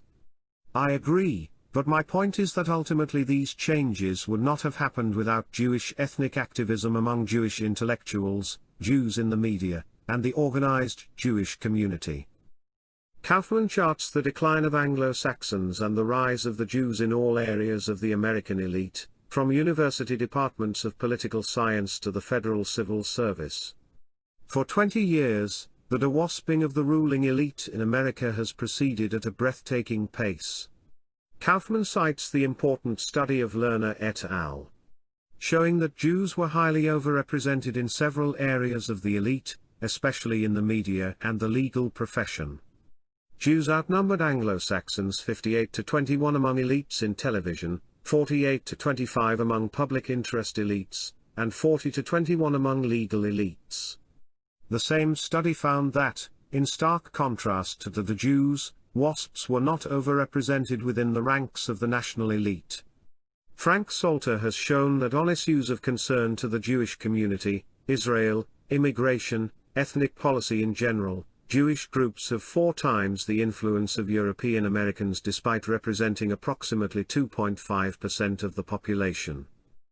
These are very high overrepresentations indeed. White Protestants became underrepresented in corporate elites by the 1980s, and there is a steady decline in political power in Congress. Even people of mixed European heritage tend to identify with the non-Anglo-Saxon side of the family. For example, people of Italian-Scottish descent chose to identify themselves as Italian by a 3-to-1 ratio. There was also a heavy decline in white associational patterns and social capital, as described by Robert Putnam. Elks, Shriners, Jaycees, Masons all suffered major declines. Kaufman is also correct in noting the gap between elite and non-elite white opinion. Kaufman emphasizes the class difference among whites. We may even surmise a long-run scenario in which lower-status whites retreat to a rural, interior ethnic homeland, while upper-status whites pursue their modern lifestyle orientation in the nation's more dynamic, increasingly hybridized, white minority cities, pages 262-263. Kaufman quotes Michael Lidd, The Next American Revolution, New York, Free Press, 1996. During the years that the political class has been almost unanimously in favor of present or higher levels of legal immigration, an overwhelming majority of Americans of all races have favored restriction, a fact that speaks volumes about the alienation of the American ascendancy from the majority's interests and concerns, like free market globalism. Immigration is an issue that pits the affluent, top 20% against the wage-earning majority below. Kaufman's theory is that the rise of expressive individualism, which attacks ethnic identification, and cultural egalitarianism, which attacks the idea of dominance, led to the decline of dominant ethnicity.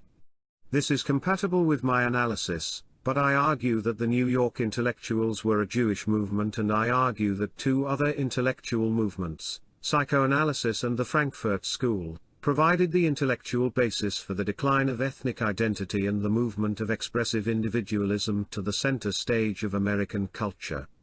And I argue that another Jewish movement, Bayesian anthropology, was the intellectual basis for the decline of legitimacy of cultural and racial/ethnic dominance by Anglo-Saxons.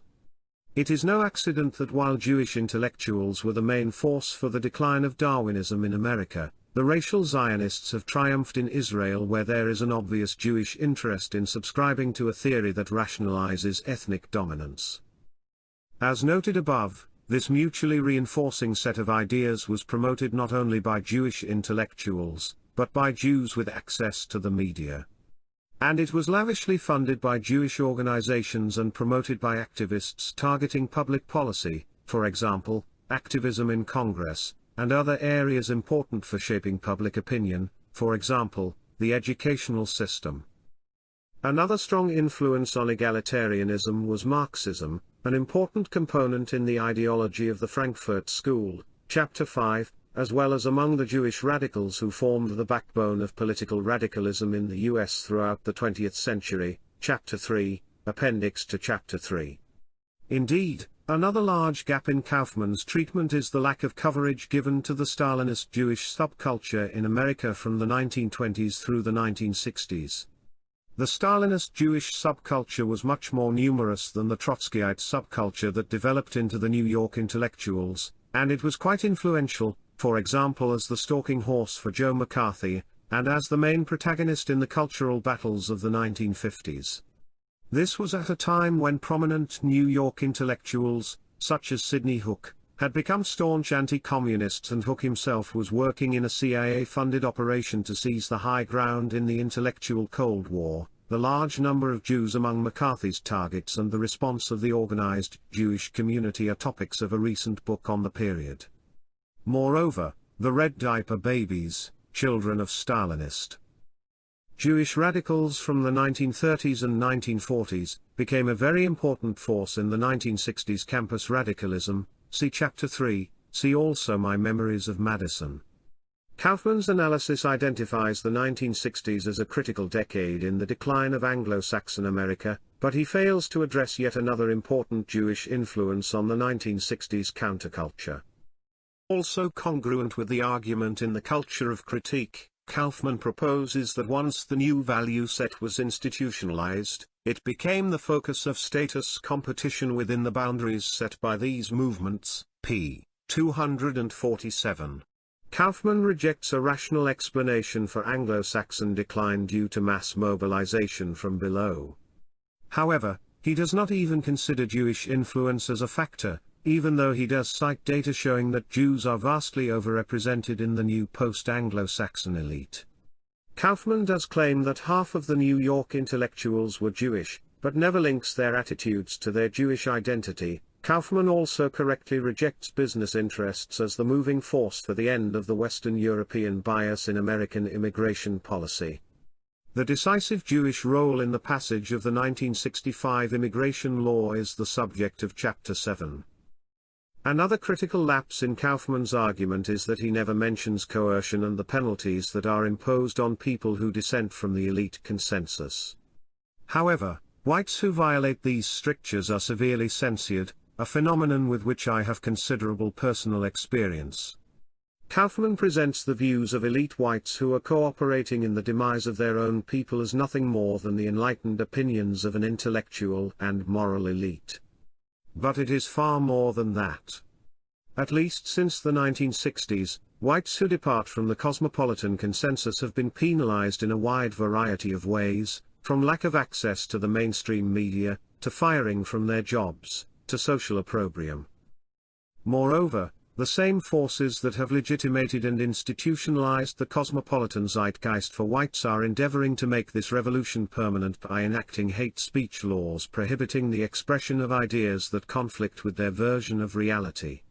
For example, the organized Jewish community is deeply involved in advocating restrictions on free speech in America and throughout the West.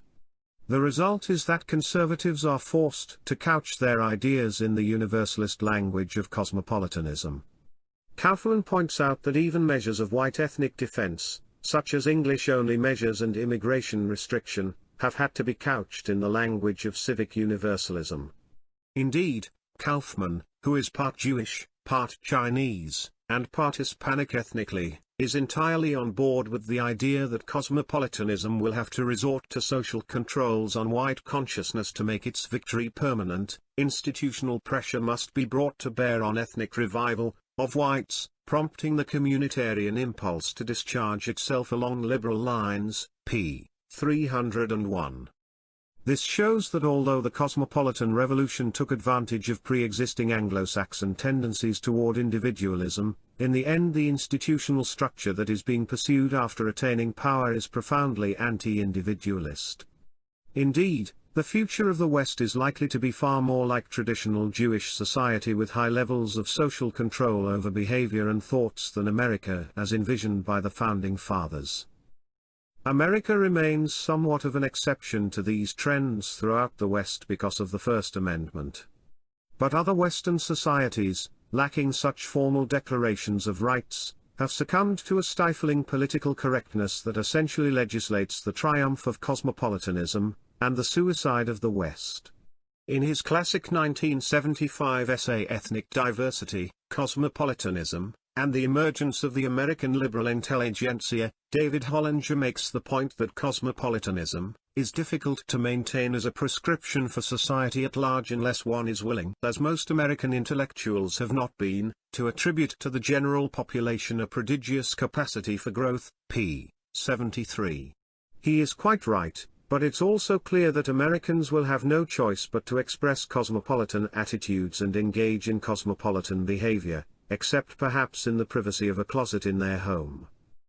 My alternate view of the 20th century in America is that if a robust, Darwinian intellectual elite had remained in place despite the assaults of the Bojans, the Frankfurt School, the Marxists, and the New York intellectuals, the cosmopolitan revolution never would have occurred and the Anglo-Saxon movement of ethnic defense culminating in the immigration law of 1924 would have succeeded and become institutionalized.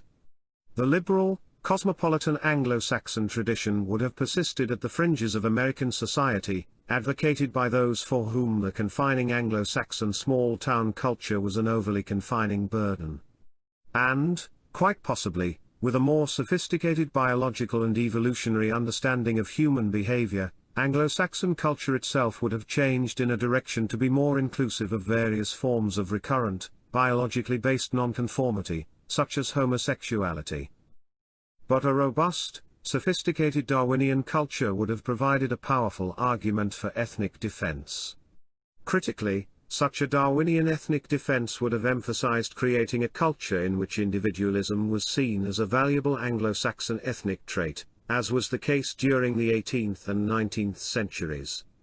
Immigration policy would have been carefully formulated to ensure that immigrants were genetically similar to the founding stock and to ensure the continued dominance of peoples prone to individualism, just as American immigration policy was crafted until 1965. This ethnic defense would have been energized by the socio-biological revolution of the 1970s and the firm mathematical grounding for the understanding that all peoples have ethnic genetic interests. Instead, in cosmopolitan America, even the socio-biological revolution has been stripped of its most dangerous and powerful ideas. As Frank Salter has shown, the revolution in population genetics of the 1970s showed very clearly that people controlling a piece of land have a huge genetic interest in preserving their control. But this finding has been suppressed and misinterpreted by people at the highest levels of the academic hierarchy. This suppression will continue because cosmopolitanism has a hopelessly shaky intellectual basis. Built on theories that were motivated far more by ethnic interests of the rising elite of Jewish intellectuals than by a respect for scientific truth, cosmopolitanism has no choice but to secure its future by coercion. And for the Anglo-Saxons and the rest of white America, it is a defeat of cataclysmic proportions.